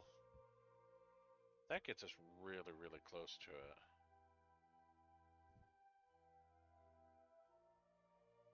See, I want to try and land here at the pole. Collect the science there.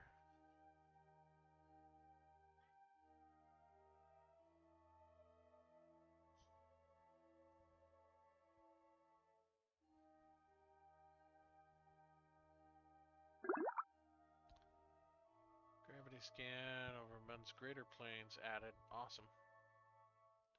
So what do we have science-wise here? What can we... Okay.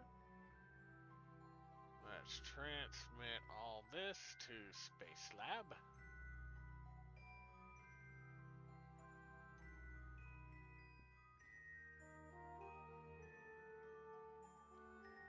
Gravity scan, transmit that back to Kerbal. Transmit. Junk. soon as that gravity scan transmits, we'll see that go 0.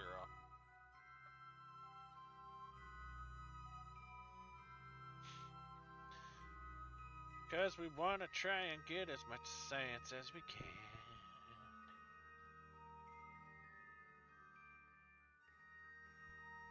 Okay, I've got 15 minutes to land this thing, collect science.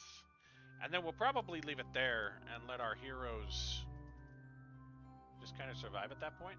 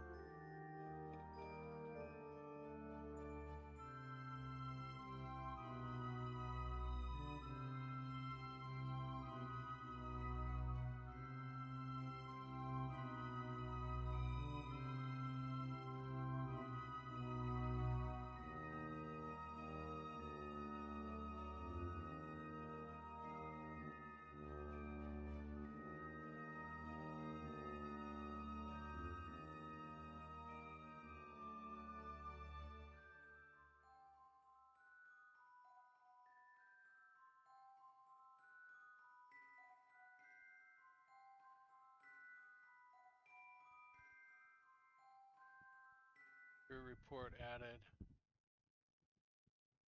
Because we're in the lowlands now.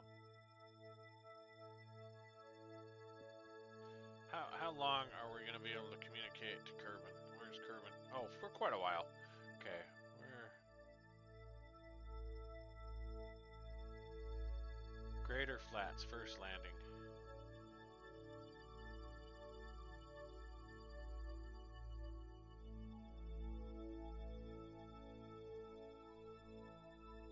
We should have a probe over here somewhere. I thought...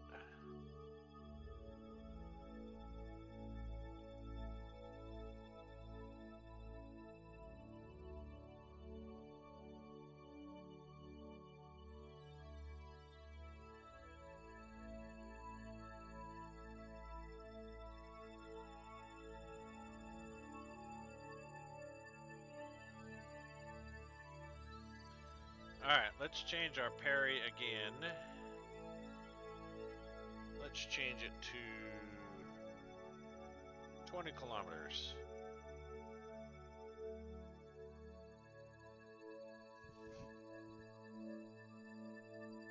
I need to target this thing right here in the center here. That's where it'll start rotating instead of rotating on this little spindle here. On a mission like this, how much of your science gets transmitted back normally? I thought it was something like 30%, and I always felt I was leaving money on the table. Yeah, no, you are correct. I actually have a mod that does 100% completion on transmit. So, I mean, that's kind of a cheat, but this is also why I have the transmit to science station, so I can transmit 100% of that data to the science space station and let them just process it. Which, reality would be, that would be the case, right? You take your core data, you ship it off to a lab, have them process it, and you get more science out of it as they process it, right? Sending the 30% back is just like a report of, hey, here's what our observations are. Where in the science lab, you can process it, make all other sorts of assumptions and whatever else, theories about it, you know. But yeah, the default is 30%. And you do leave a lot on the table, which is why you want to collect that and then bring the craft back so you can get the 100% by returning the craft back to Kerbal, right? That's really the only way to get the 100% is to bring the craft back, or bring back a experimental storage device that contains that science, because you can put the science into that storage container. If you had the container with parachutes, you can eject that off, have it re-enter the atmosphere, and then land with parachutes and recover that science. I've built a number of crafts like that in the past too. So Um, you have that.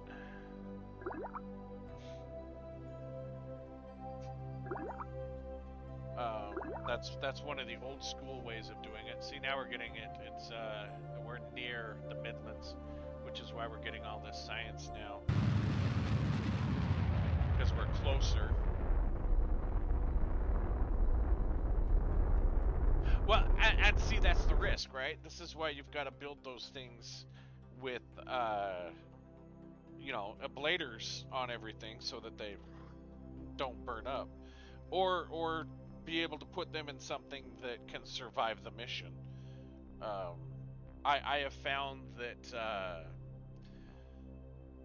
structural fuselages are really good for that. So you can put some of those data containers inside structural fuselages. Those things, oddly enough, take a crap ton of heat before they even burn up. So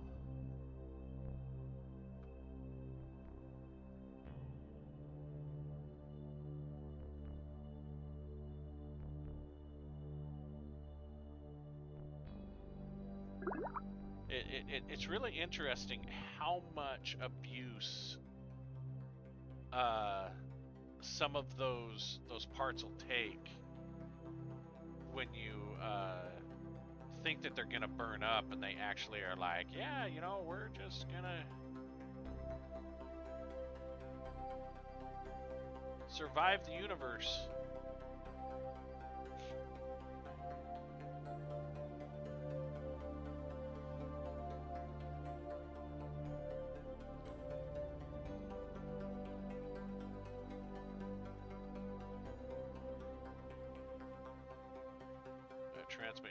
Transmit you back.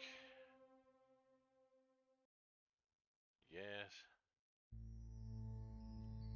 And can we come in and reset that now?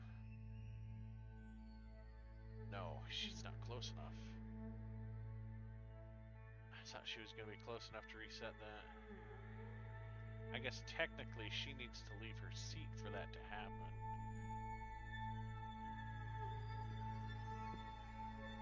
Seat. Whoa, hey!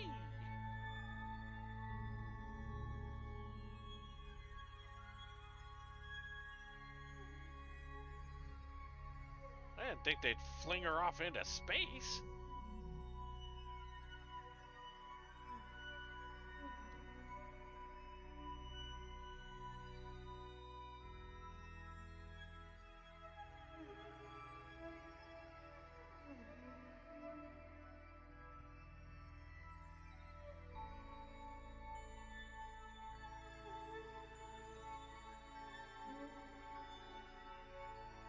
Board.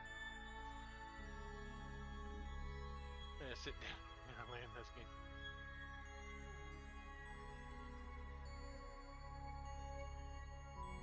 Oh yeah, there is a lot that I have forgotten, just because I had took like 2-3 years off from playing the game, because I got involved in a lot of other things in life, and I hadn't been able to get back to it, but yeah, I'm slowly relearning everything and going, oh yeah, we can do this, right?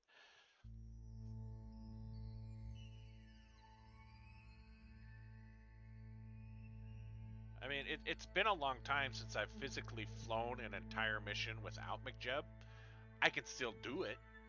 Um, it takes me 3 times as long to do it, but I can still do it. Um, I just like McJeb because it's more lifelike. I mean, real NASA pilots don't fly 100% of the mission. The majority of it's all flown by computer. They only take over when something goes drastically wrong and they have to take over. So the majority of the time, the pilot's there just to, collect data and make sure that nobody dies. That's...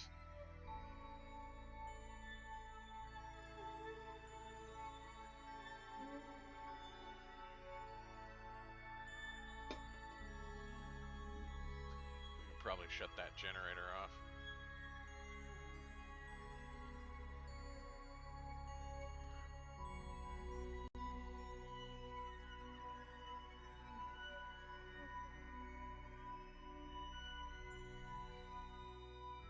Yeah, yeah. Well, and we just recently restarted watching Voyager again too. We're on I think episode 5 of season 2, but we also watch like 3-4 episodes a night. So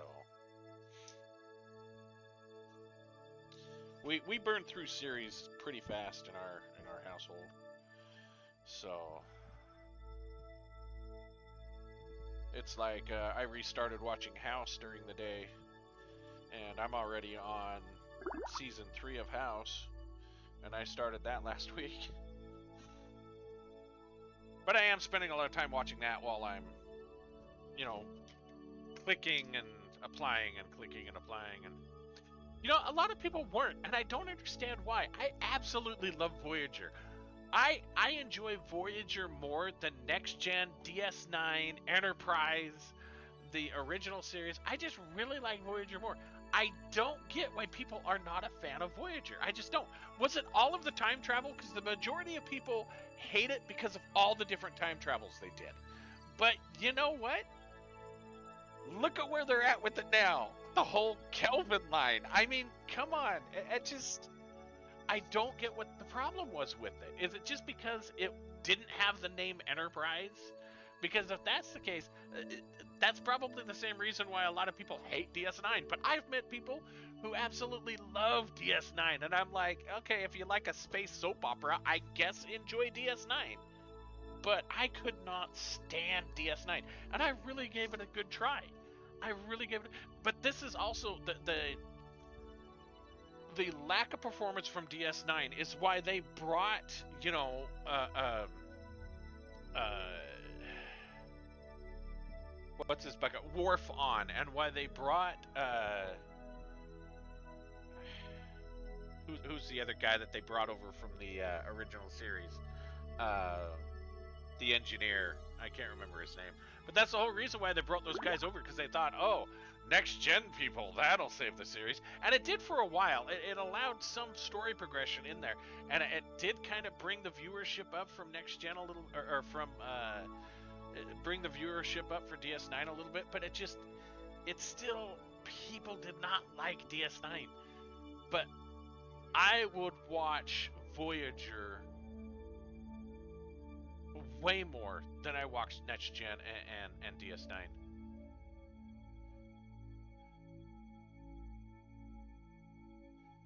STC DS9. What is STC? Strange New or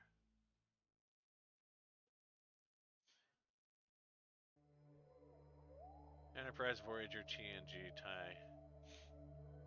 What is STC? I'm not sure what STC is.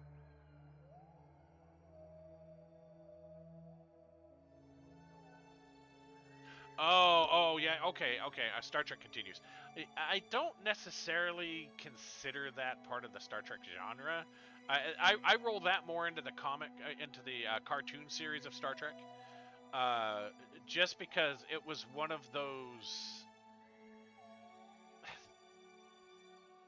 I have watched it. Yeah, no, I enjoy it, but I I'm bundling thing when I do Star Trek. I bundle things up into, like, Gene Roddenberry actually had a hand in it, where STC Gene Roddenberry didn't really have a lot of hands in that pot, if any. Um, no, yeah, I know the animated series is canon, but again, it didn't have a lot of Gene Roddenberry's hands on it, right? It was approved by Gene Roddenberry. He approved a lot of the scripts, but the creativity of it wasn't necessarily Gene Roddenberry. You know what I'm saying? Um, where a lot of no, he did do a lot of TGN. He did an awful lot of TGN.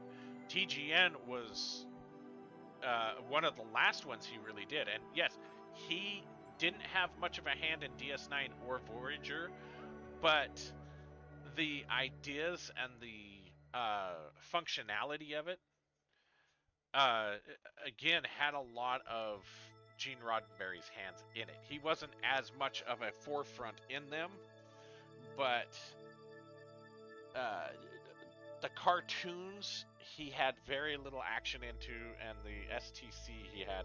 I think there was he just approved that they used the name, but outside of that,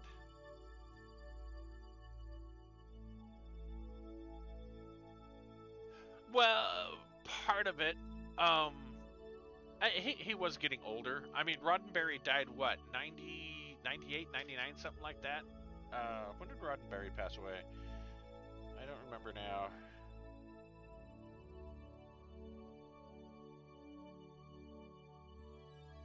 Gene Roddenberry, go.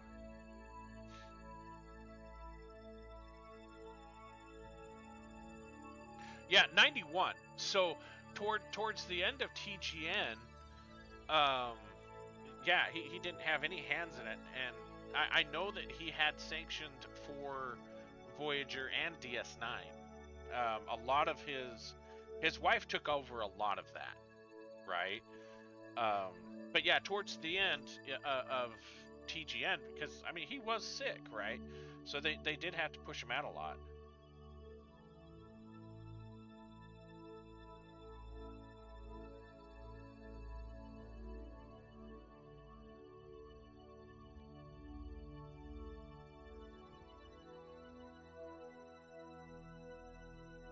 Let's see, because Voyager started 94, 95, but I know they had a whole. One of the reasons why it was delayed was because of his death, but they were talking about it as well as DS9, which is one reason why I think a lot of people don't like DS9 and TGN as much, or sorry, DS9 and Voyager much, is because it didn't have Roddenberry's hand into a lot of it, and you can almost see that in the next gen. About the time he dies, a lot of the storylines. I think that's when they get a lot of the time travel stuff in TGN.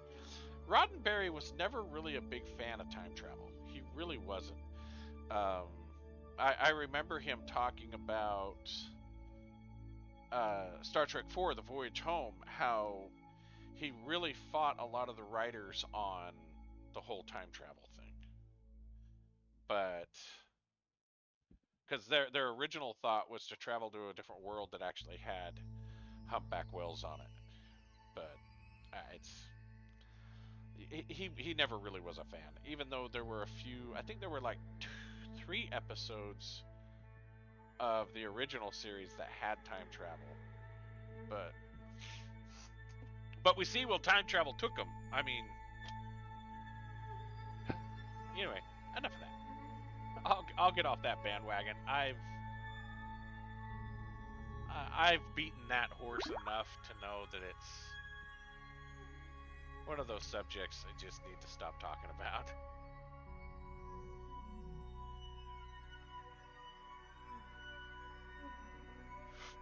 Center seat. Okay, I don't necessarily subscribe to Netflix. I've pretty much narrowed a lot of my subscription services down to 2 right now, which is Amazon and Plex. That's pretty much where I'm at right now. Just because there's so much that, they talk about cutting cable, but when you think about how many things people subscribe to, the majority of these things, I mean, Paramount and the Peacock and you know Disney, all that sort of, they're talking like, 14, $15, sometimes $20 a month for subscription rates. You stack all of those networks in there, you're like $100, $200 in just subscriptions to watch all these shows. You know, like that's just. I'll stream it. I'll you know I'll BitTorrent, or not Bit. Yeah, I'll BitTorrent it. That's what I'll do.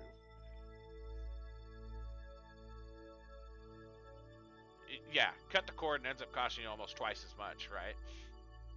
Not to mention that, uh, your subscription service that you have through the cable company, you get most of those channels for free anyway through the cable.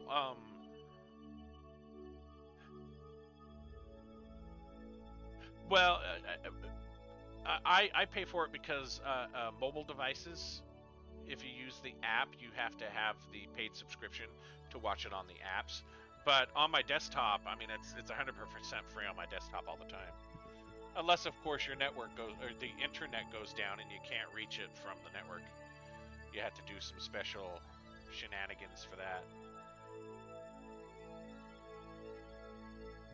I'm just floating around up here collecting data. Why are we? Because we're so close. That's a why. We're so close. It doesn't let us go at a high rate of speed. Because we are so close.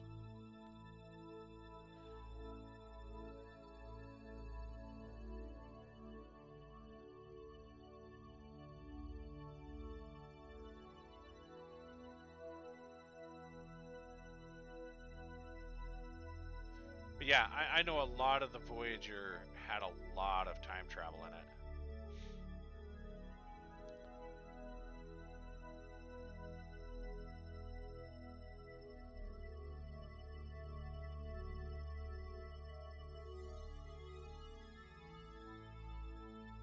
Yeah, that's one reason why this thing's going so slow. Is we're just so stinking close to the planet. There we go.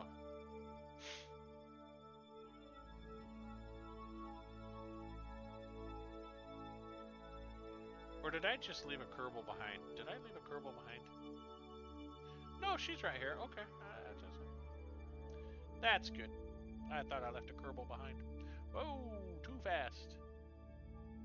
There we go. Let's take it up to 1,000.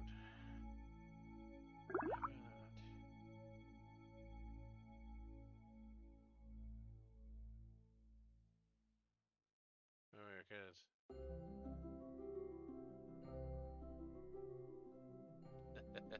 No, I absolutely loved Night Court. I totally agree with you on that. Oh, well, we want to keep that because we can't transmit right now. We can transmit to Kerbal. Why can't we transmit to? Well, we can't transmit anyway because we're in the wrong space. No, Night Court's one of my favorites as well. It's really sad that Harry Anderson passed away because they really wanted him to come back for Night Court too. But I think they had a good resolve for it. I don't even know if it's still on the air. I think it may have died out quickly, but you know, it was his. In theory, on Night Court 2, it was supposed to be like his daughter was working in the same court that he had worked in, and I don't understand why Fielding was still there because at the end of the series, he had moved on to like something. I can't remember exactly what it was, but I'll have to rewatch the last episode again. But he was supposedly not.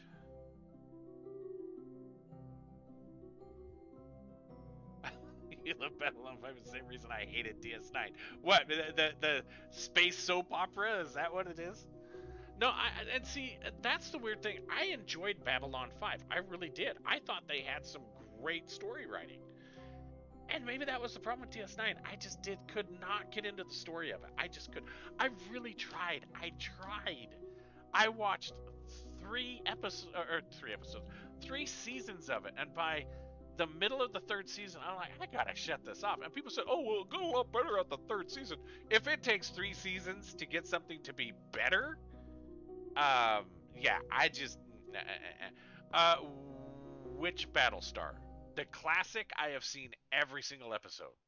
The new one, I absolutely refused to watch any of the episodes because they butchered it. I did not like what they did with the new Battlestar Galactica because it's just no.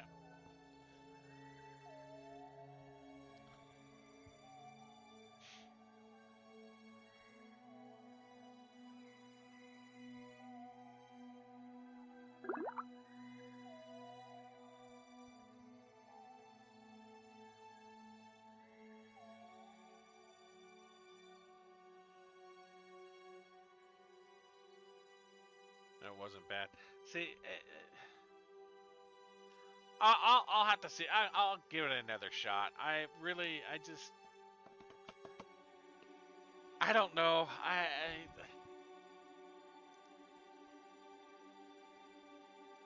See, I get pretty grumpy in my ways when it comes to TV shows.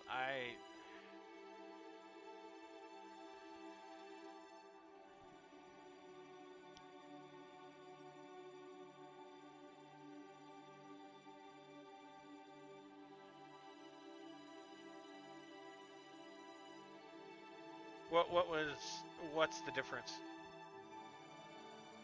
Just, just the dialogue, or because the thing that irritates me about script writing, you can have a fantastic story, but completely ruin it because you don't know how people have a conversation. And that was one of the things that, you know, DS9 really irritated me about, is the majority of the time these people are having a conversation. It's like, what people communicate that way, right?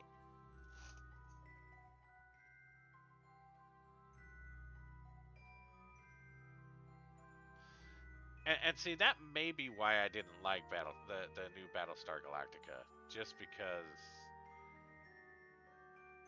more. I don't know. I don't think he knows how to show people having a conversation. You know, it's like it was written by a 5-year-old, right? Oh, the Jemadar attacked people. Oh dear, what are we going to do? Actually, the dialogue in Voyager's very well. It's very well laid out. Um, what dialogue in Voyager irritated you? Am I ever gonna land this thing? I'm just going around collecting science because I can.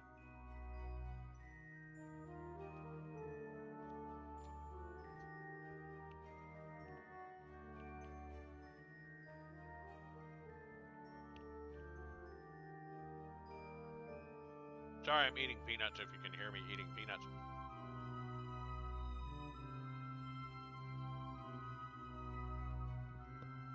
I think we've got all the science we need here. I think it's ready to land this pop stand.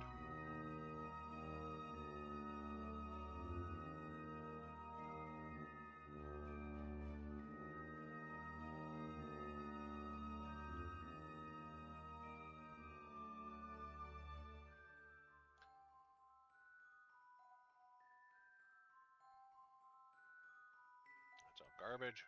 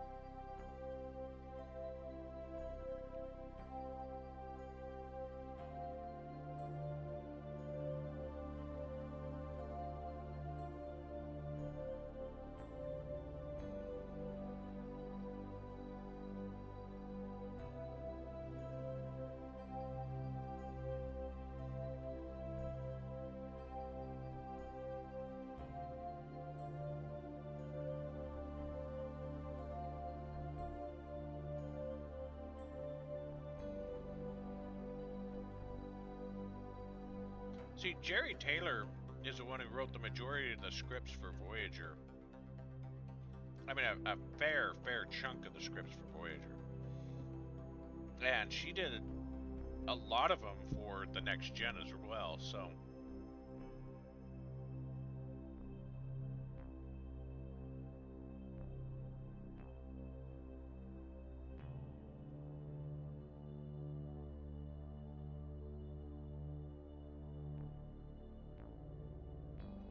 Yeah, the last 2 seasons they really were kind of phoning it in because It just, I don't know. I don't know what happened to it. It's almost like by the fourth and fifth season of TGN, they're just going, hey, maybe we should. Star Trek is nothing with Ash Shatner. I wouldn't go quite that far, Jester. Star Trek is nothing without Leonard Nimoy, to be perfectly honest with you. If we're gonna go that route, um, Picard and Spock.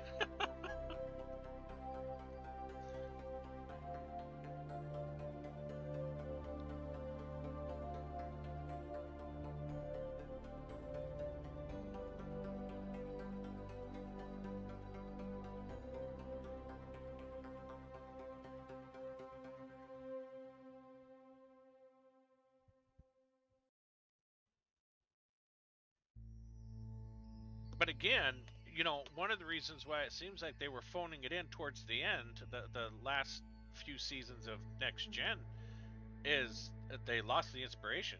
Roddenberry had died in '91. That series ended in what, '94, I think. Just TGN was going just off the air about the same time that Voyager had started, right? DS9, of course, was in full throes, and I thought I transmitted that already. Alright, I think we need to get ready to land this thing. Because we've circled enough. We're not getting any more science, really. Pick a target. See if we can get this thing on the...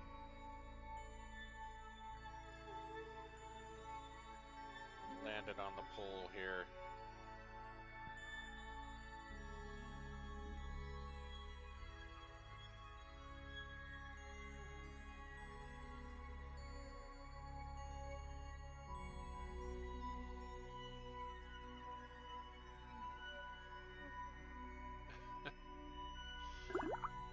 Well, but then, okay, so why was Enterprise so good though? What made Enterprise so much different than TGN, Voyager, and DS9? Is it just the simple fact that it was before all that, 100, 200 years before that, so they could play with it a lot more, or what was the real idea behind it, right? Because I know a lot of people who absolutely loved Enterprise, and there's a lot of people who love Lower Decks.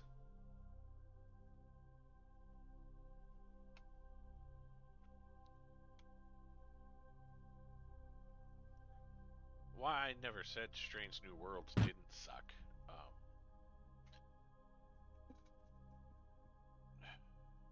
Enterprise isn't Strange New Worlds, though.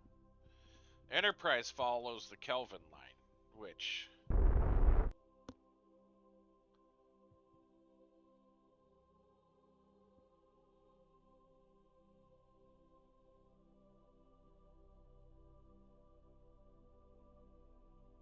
Yeah, well, and I mean, you had Scott Bakula, and they didn't necessarily have the Prime Directive quite yet either, right? Because it was like the first real exploration of space, according to their story arc. But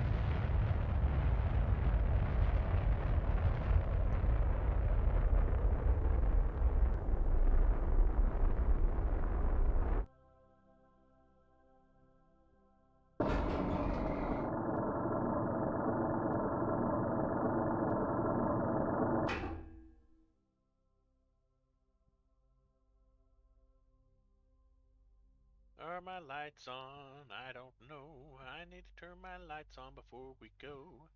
We're gonna crash into the planet.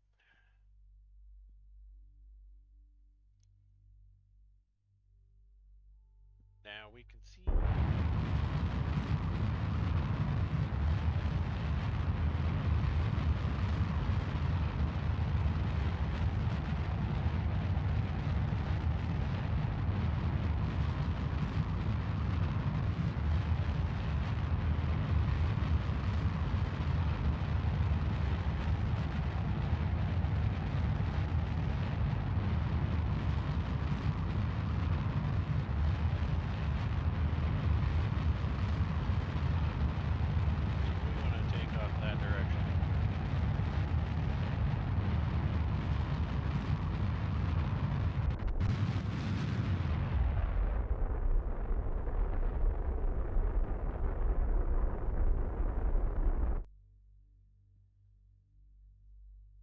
we're gently falling.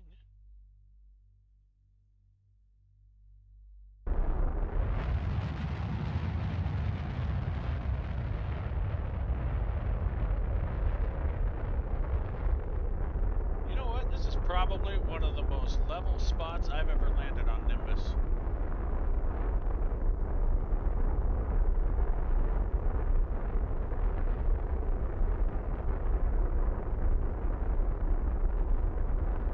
You'd probably like it. Babylon 5 is pretty cool. Pretty cool.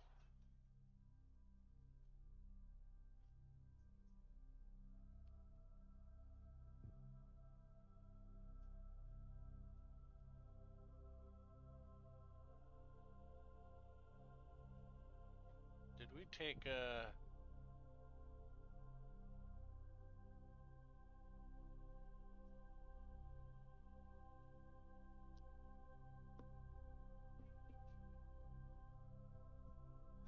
leave the seat? Poing!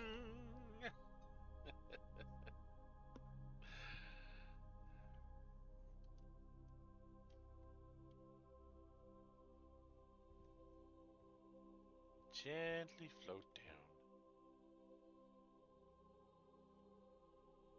Let's go ahead and turn lights off. We've got good. Let's see if we can rotate this thing.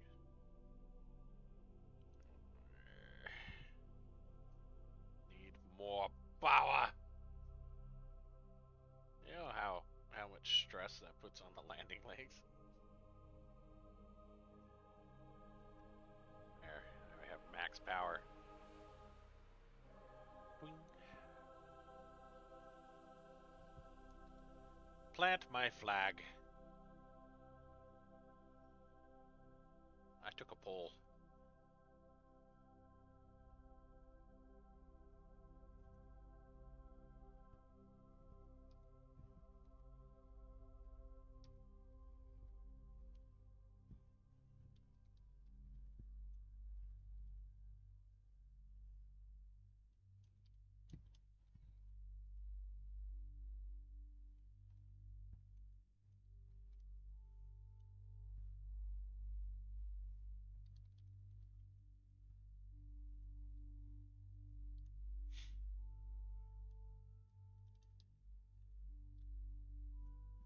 I took a poll. It looked like a good place to get some sun. I was right.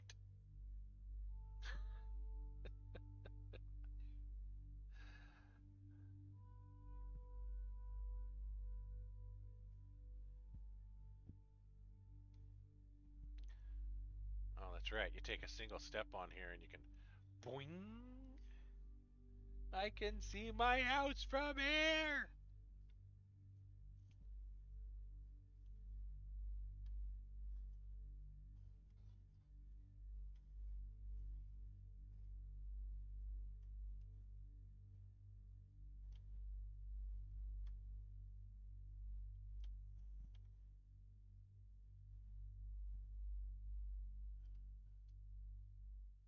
Gotta walk a little slow on Nimbus.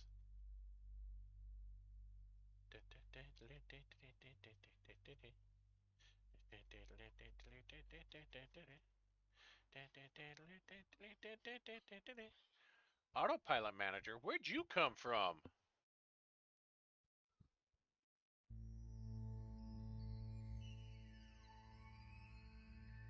I love it when new things pop up on my screen that I don't remember I added.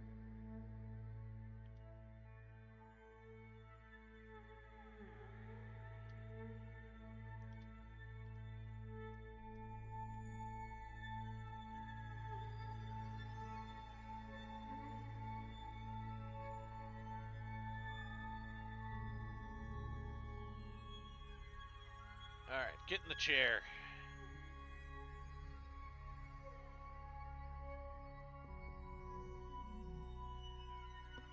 We have communication, don't we?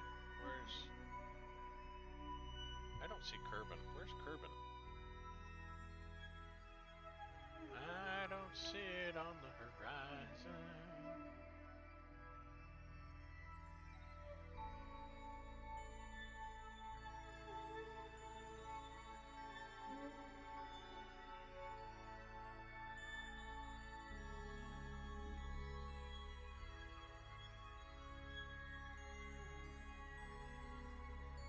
there it is.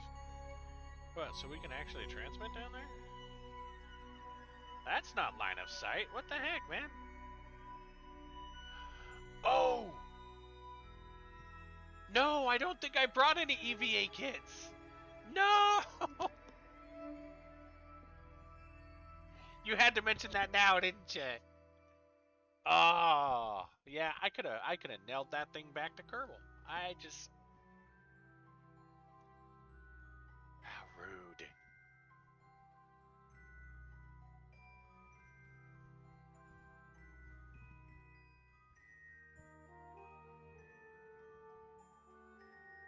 Goof. I'm gonna have to twing myself off here again.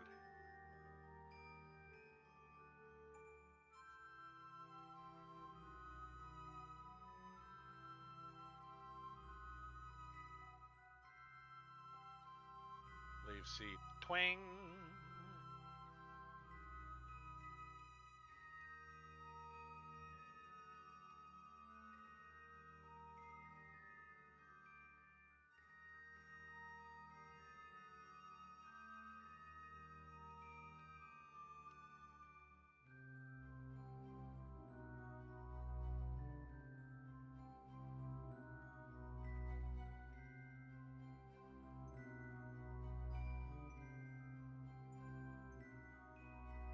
Restore. There we go. Maybe I should have had this facing. Did I bring a Science Junior?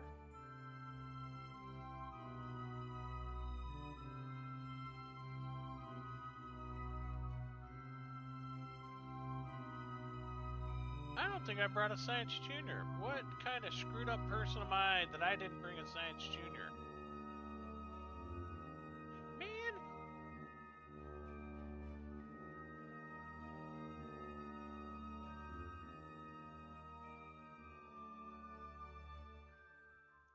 Collect impact data.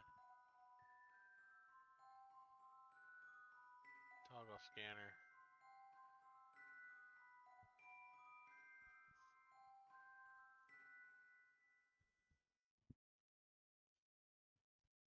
Temperature.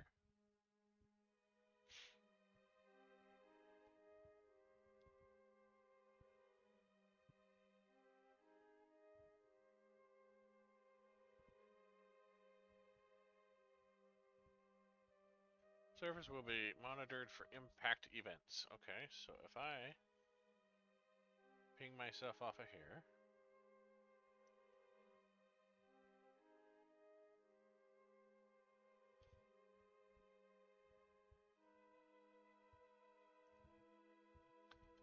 Not gonna be enough of an impact event.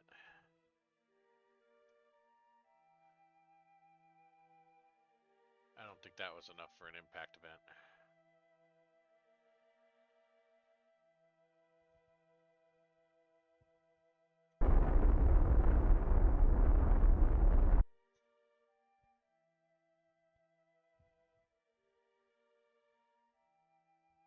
Okay, that should have been enough for an impact event.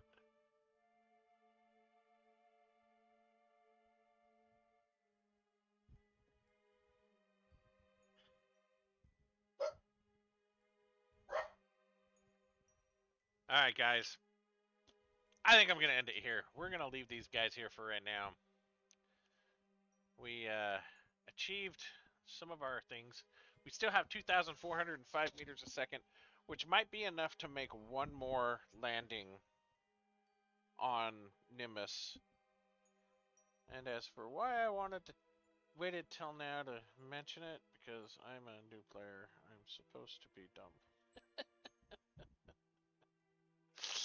Well, you know, it's there were a lot of things that I forgot. I forgot a Science Junior. I forgot you know, the EVA kits. I forgot a larger communication array so that we could communicate things. Yeah, so yeah, you're not the only one who's an idiot when it comes to playing this game. I have openly admitted many times how big of a moron I am when it comes to playing this game. But Let's see. Yeah, we still have a little bit of fuel. We might be able to make a few more events. I love how that just shoots straight through the planet. I mean, I guess technically it works, but we still have our little probe body over here that I want to see if we can go recover data off that, because I think it still has some data on it. So yeah, we might check out a few more spots. I know we have some plains areas and some flat. We've been to the greater flats. I think we need to go to the lesser flats. I'll have to look at what biomes are left here on Nimbus. I know there's not a lot. I know Nimbus doesn't have a whole lot of uh, biomes. I think it only has 4 actually. How many biomes does it says bios? Biomes. You can tell what I search for a lot on my phone when it auto corrects to BIOS. How many biomes does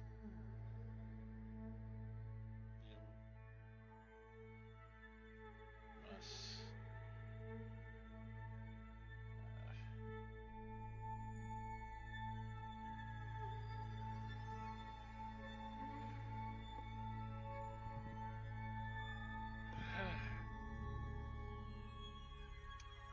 I don't care about Minecraft biomes. I want Kerbal biomes. Nimbus. Nimbus should have been very clear.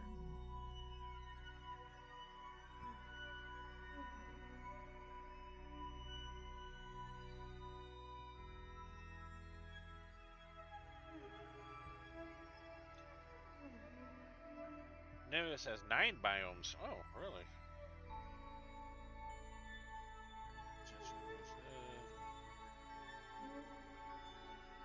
Up close, it's off-white in appearance with what seems to be icy bluff, large hills, and frozen lakes. The highest area is 5.7 kilometers in altitude. It requires somewhat more delta V to reach Nimbus than Mun. However, given very small gravity, it requires much less to land on the surface and return. Primary source of science in early in the game after achieving orbit. So there you go, guys. Go to Nimbus first before going to the Mun.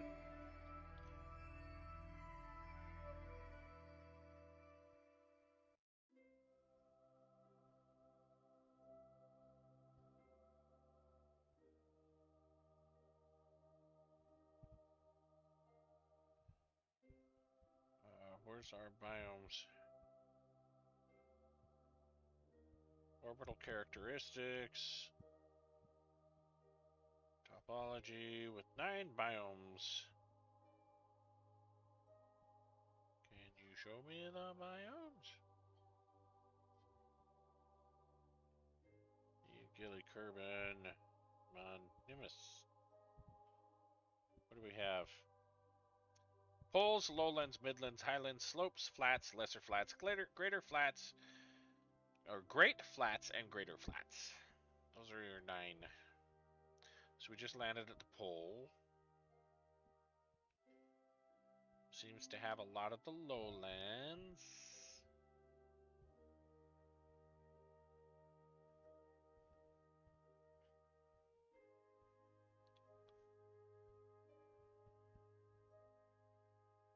Alright, I have to research that a little more so I can see where all of them are.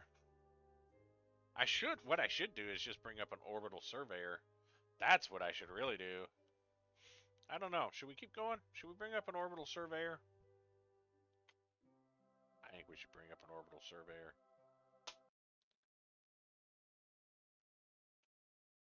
Won't take me long to build it.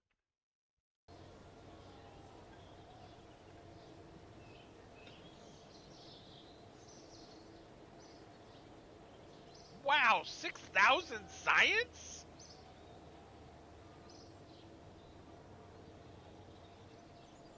I didn't think I transmitted that back from Kerbin, did I? Holy crap. Yeah, I think we finished the tech tree, guys. Holy smokus. Advanced heat management. Yeah, may as well get all this stuff while we've got it. It's crap. 6,000 science. It's 13,000. Oh well, I guess we're not gonna finish this tech tree. Let's go ahead and get all of this. Let's level out the tech tree. Ion propulsion. I think some of these are my electric tank or my electric engines.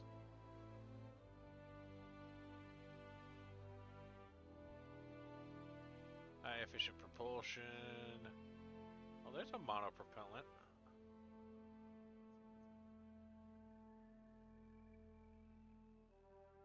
High energy pebble bed reactor.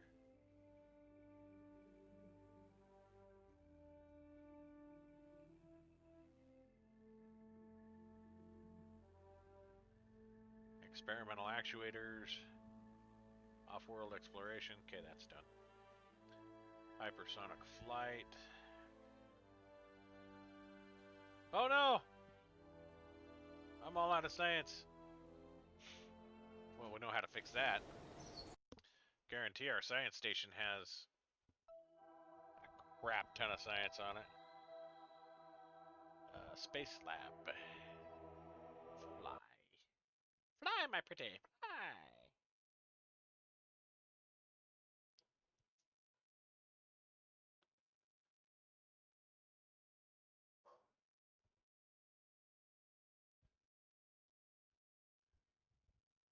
I bet everything just crashed.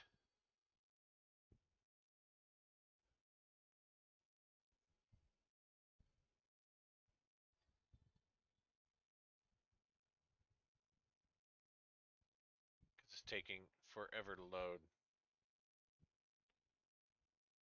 Oh! It survived! I was starting to really get worried there, actually, guys. I was not being very happy.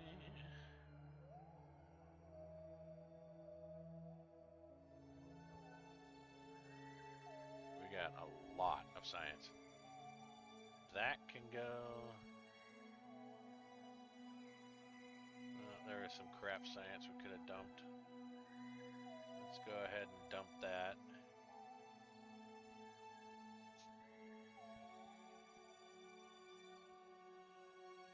That's still got science. That's crap, we can dump that.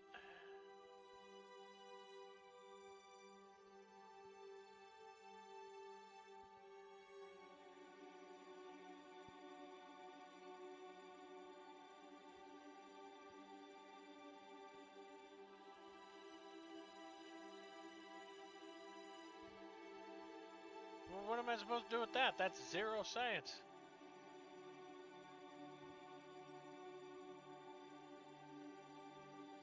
Alright, let's add it. What harm is it gonna do, right? Not like it's gonna do anything.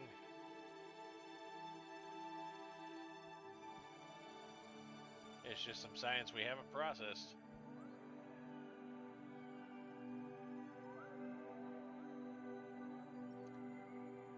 We're only getting half of our power source, aren't we?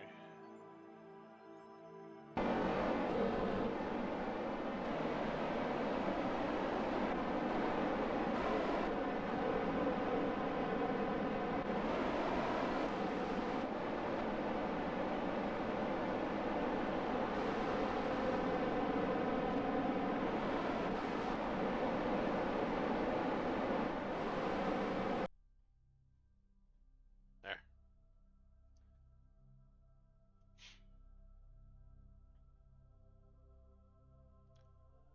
Now we're getting more electric charge. Fixed. Now we got power.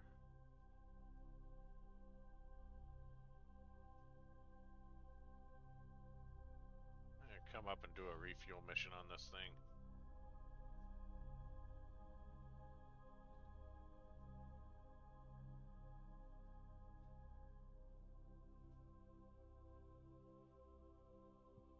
Okay, you guys are regathering science.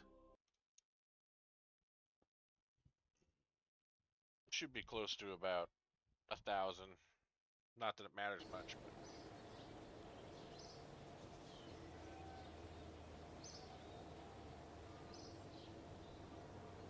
Where's our orbital surveyor?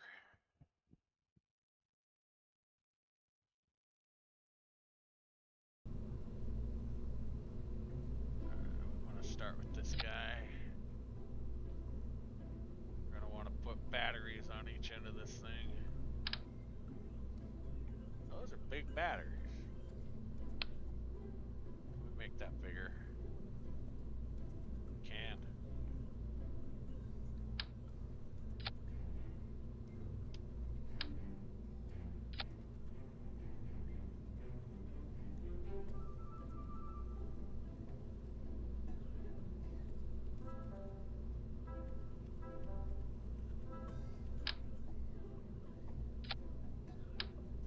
I want to put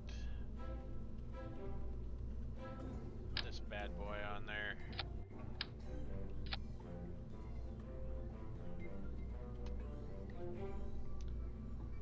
And we want to put on some fuel tanks.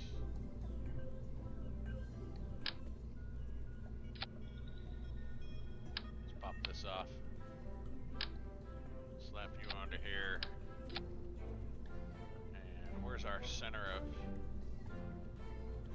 mass here? And where is our orbital translation here?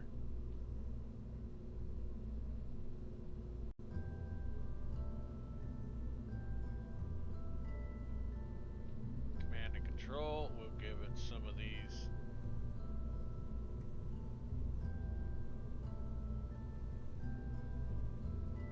It's a lot of thrust. This thing only weighs 8 tons. Most of that's monopropellant.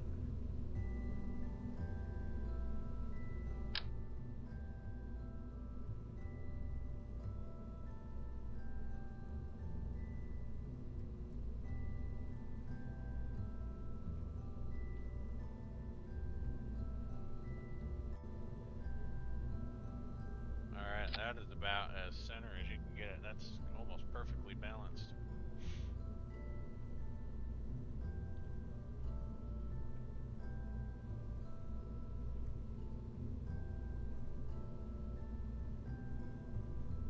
I said turn you off. Oh, because I got my thrust on, that's why. I've got my thrust on.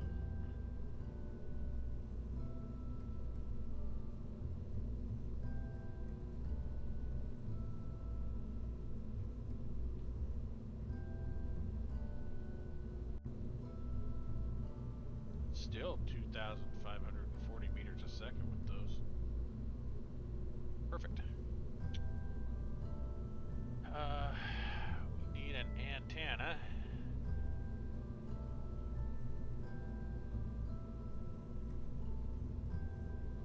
Doesn't really need to be a very high gain one.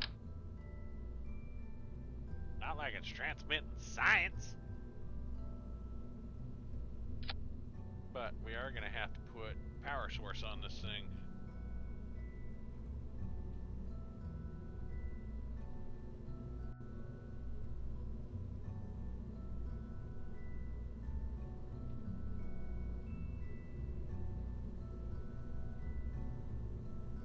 I don't think it has to be much, does it?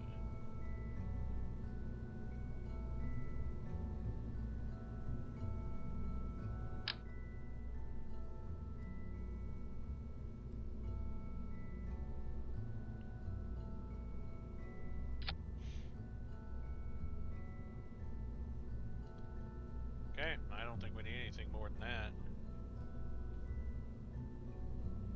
Decoupler.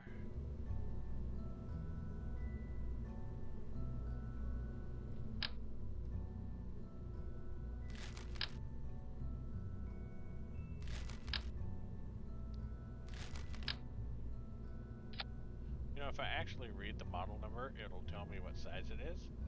See, because that's a 25, so that's a 2.5. This is a 1.2, and this is like a 06, and this is like a 3. So I just had to like read and stuff.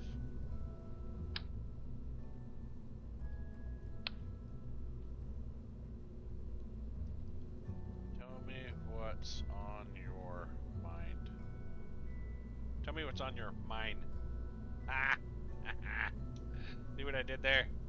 Yeah, none of you are excited about it. I know. I wasn't originally excited either. I thought it was pretty lame. Alright, Frank. You're up. Spacecraft's name is Frank.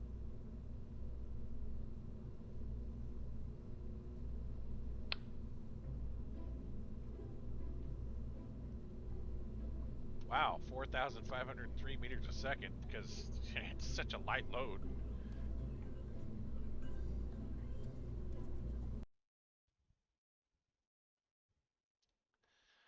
You know, I was trying to end the stream, but... What's that? If you would like, you could go into the bathroom down here and get changed, or you can go in the bathroom upstairs and get changed. Did you get your sleeping bag and everything laid out? Okay. What about you? You gonna go up and go to bed? Alright. Love you.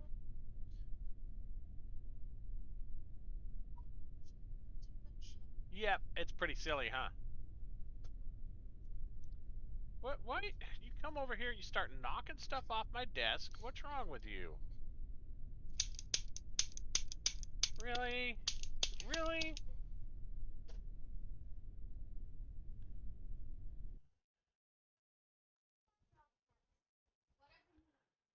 Set as target. Launch into plane of target. 40 minutes. Engage.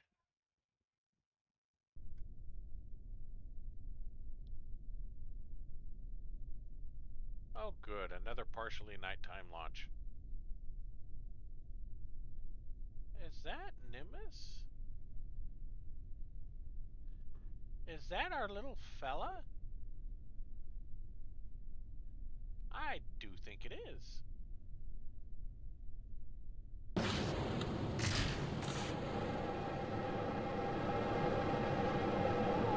Why do you want those?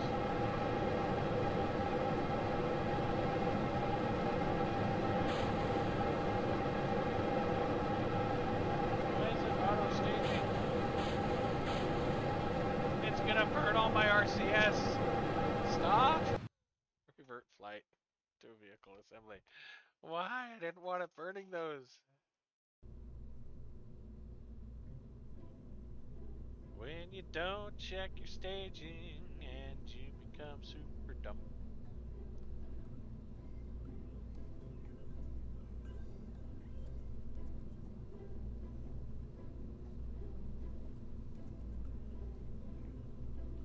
Oh wow, okay. You come down here. You guys, see, the staging was all screwed up. Of course it was. That's why it was acting weird. That's why it was burning the RCS to try and... Always check your staging, kids.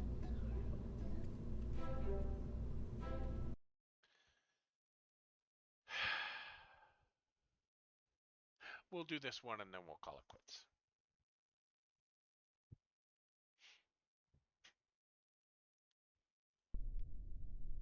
Alright, let's try this again.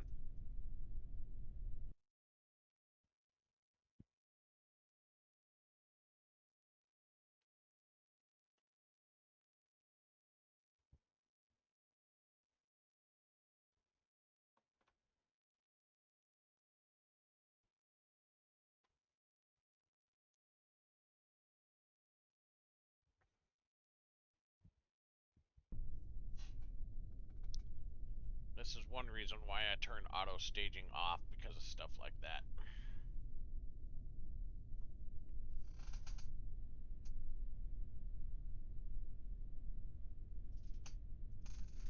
But it basically burned through all the stages to try and get to what it needed.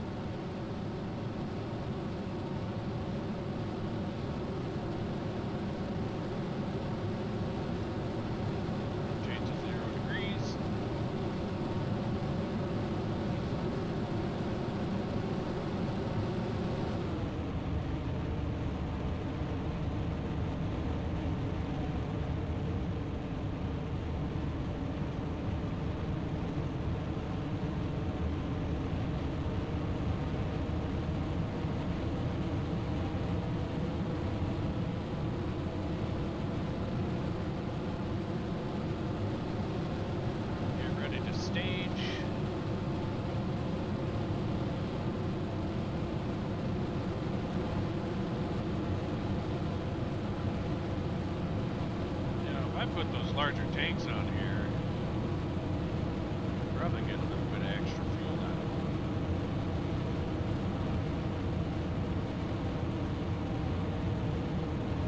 But it's already 40 kilometers before they burn out.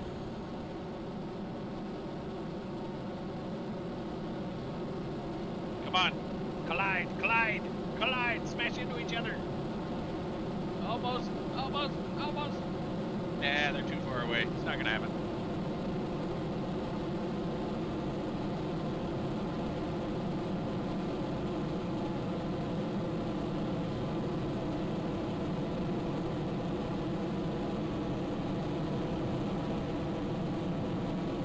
Have this thing push up to 800 kilometers. Should burn a lot of that excess fuel off.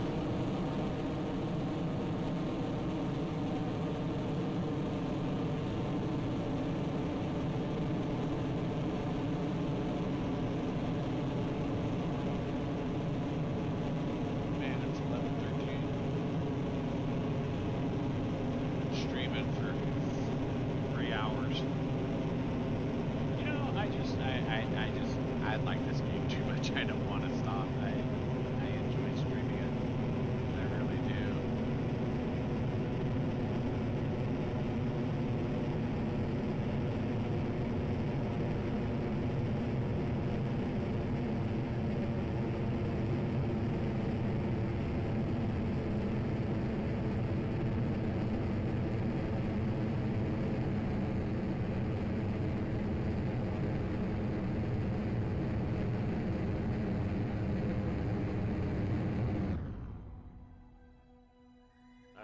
So we'll retract the scanner again.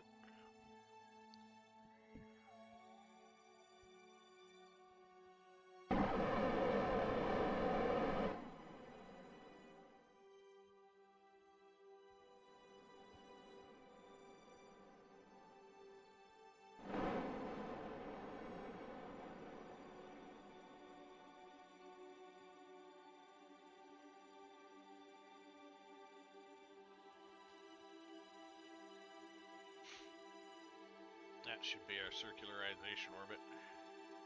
We probably will have enough to make a burn towards Nimbus.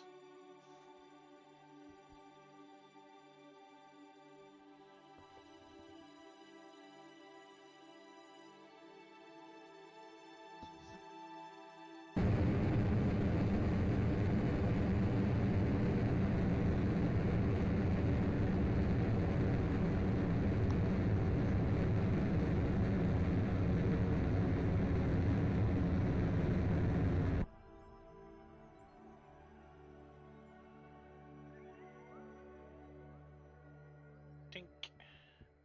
Alright. Where is...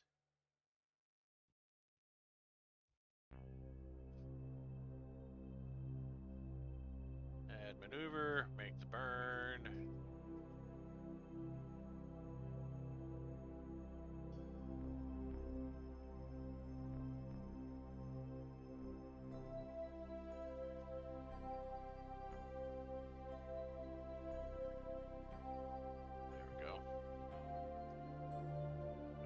Total delta V 623, and we can probably do a circularization with that too, which will leave all of our fuel to get our orbital inclination and stuff set up.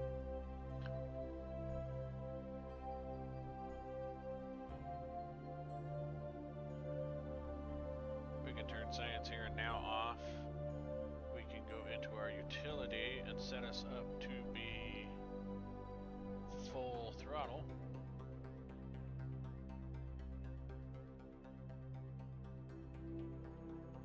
Execute next node.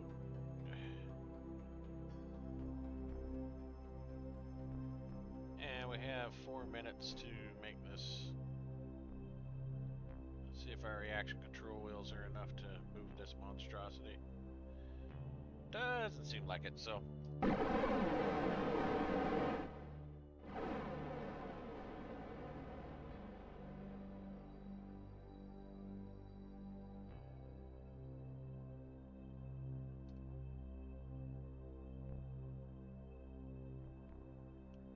Whoosh.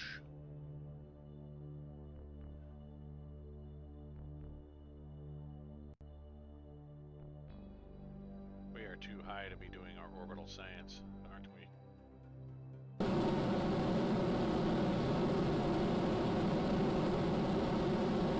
Oh, we're also not in a polar orbit, so...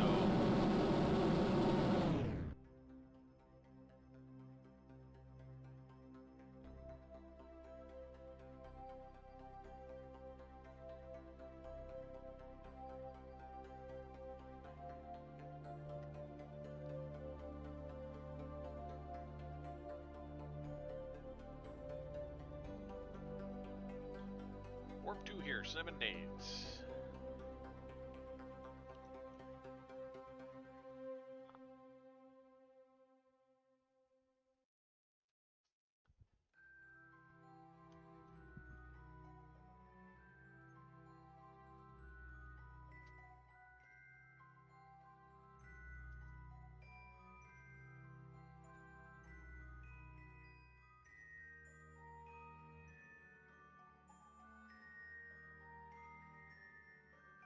I don't see if we had anything obstructed how we were...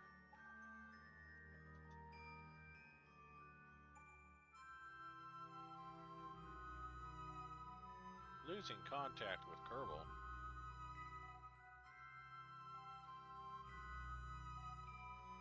You know what I think we forgot to do? I think we forgot to set up our curb net. You see these lines that are shooting off into space here? Yeah, that's supposed to be our network. I don't know what this is over here.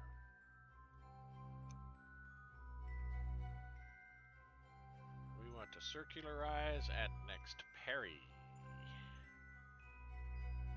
Create and execute.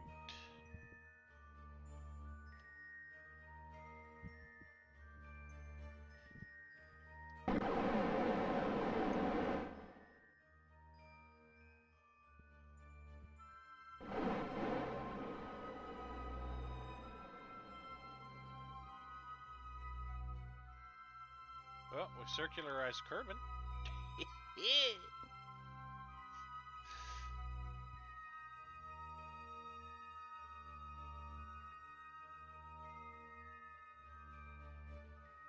That's going to be a whole lot of engine.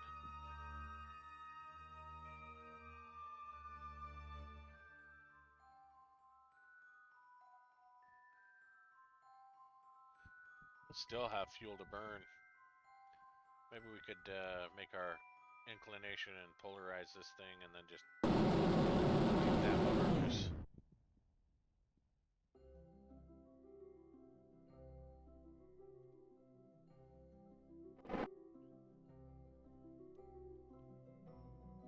So, could we run... Well, let's polarize this thing first.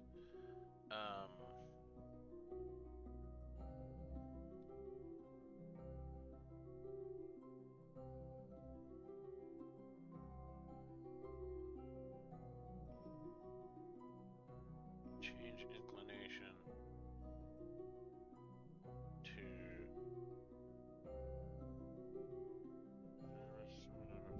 90 degrees.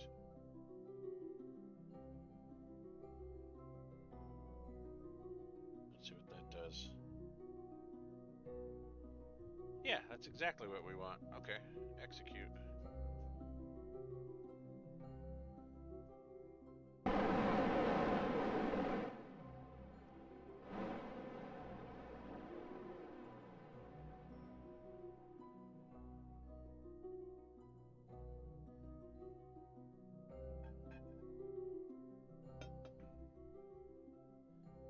Degrees of the equator.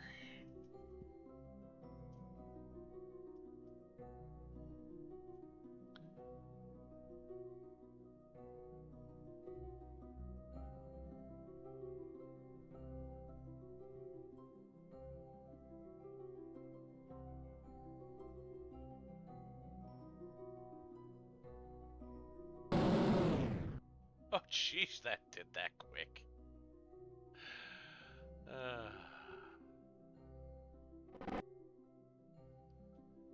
That'll give you thrust. Alright, let's see what this orbital scanner says now that we're over the poles.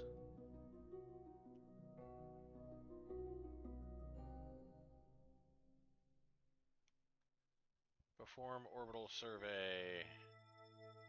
25 and 300 to perform. Okay, so we want to change our parry to...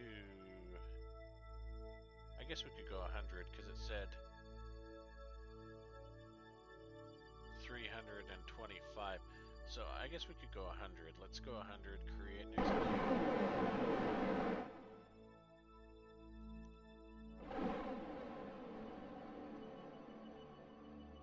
May as well burn off our remaining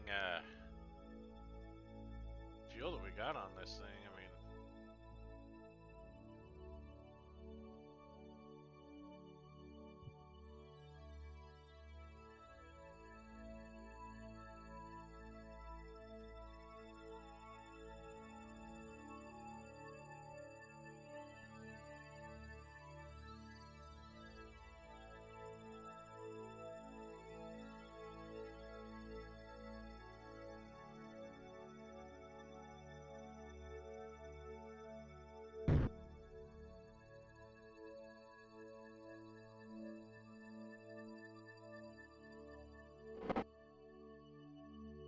circularize. Same old stuff.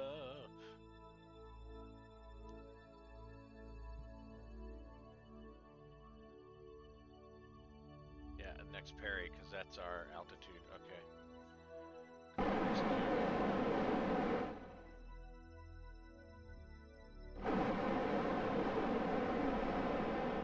You're chasing that node.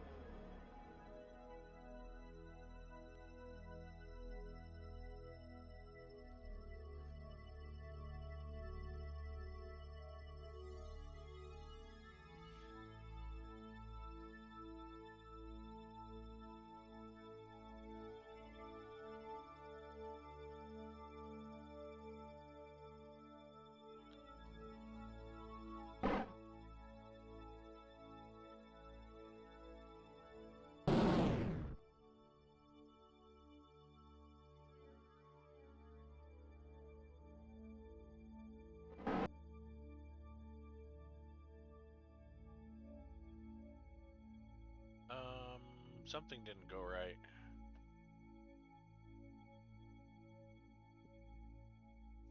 Something didn't go right at all.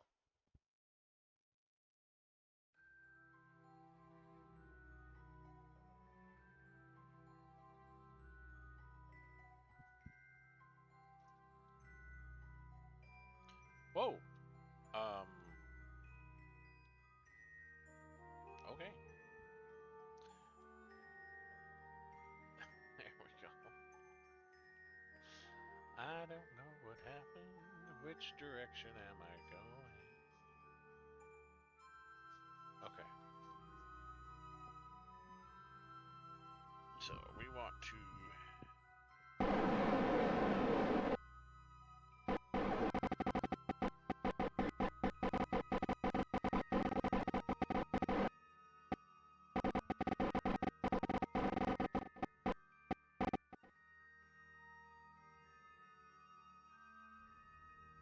Oh!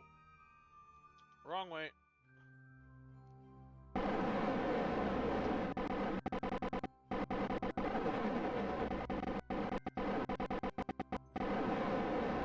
think I'm gonna have to kick the elephant off.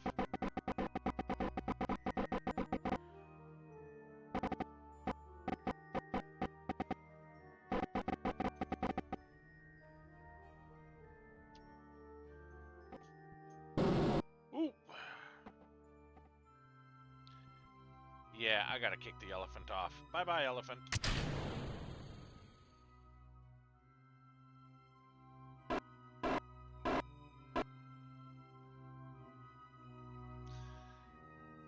Alright.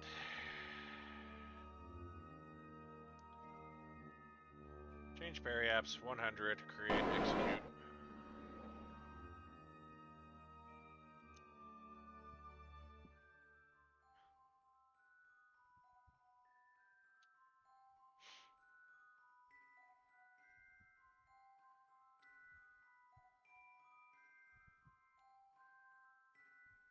think we're gonna have to adjust our. Holy cow! Are we gonna still be? Ah.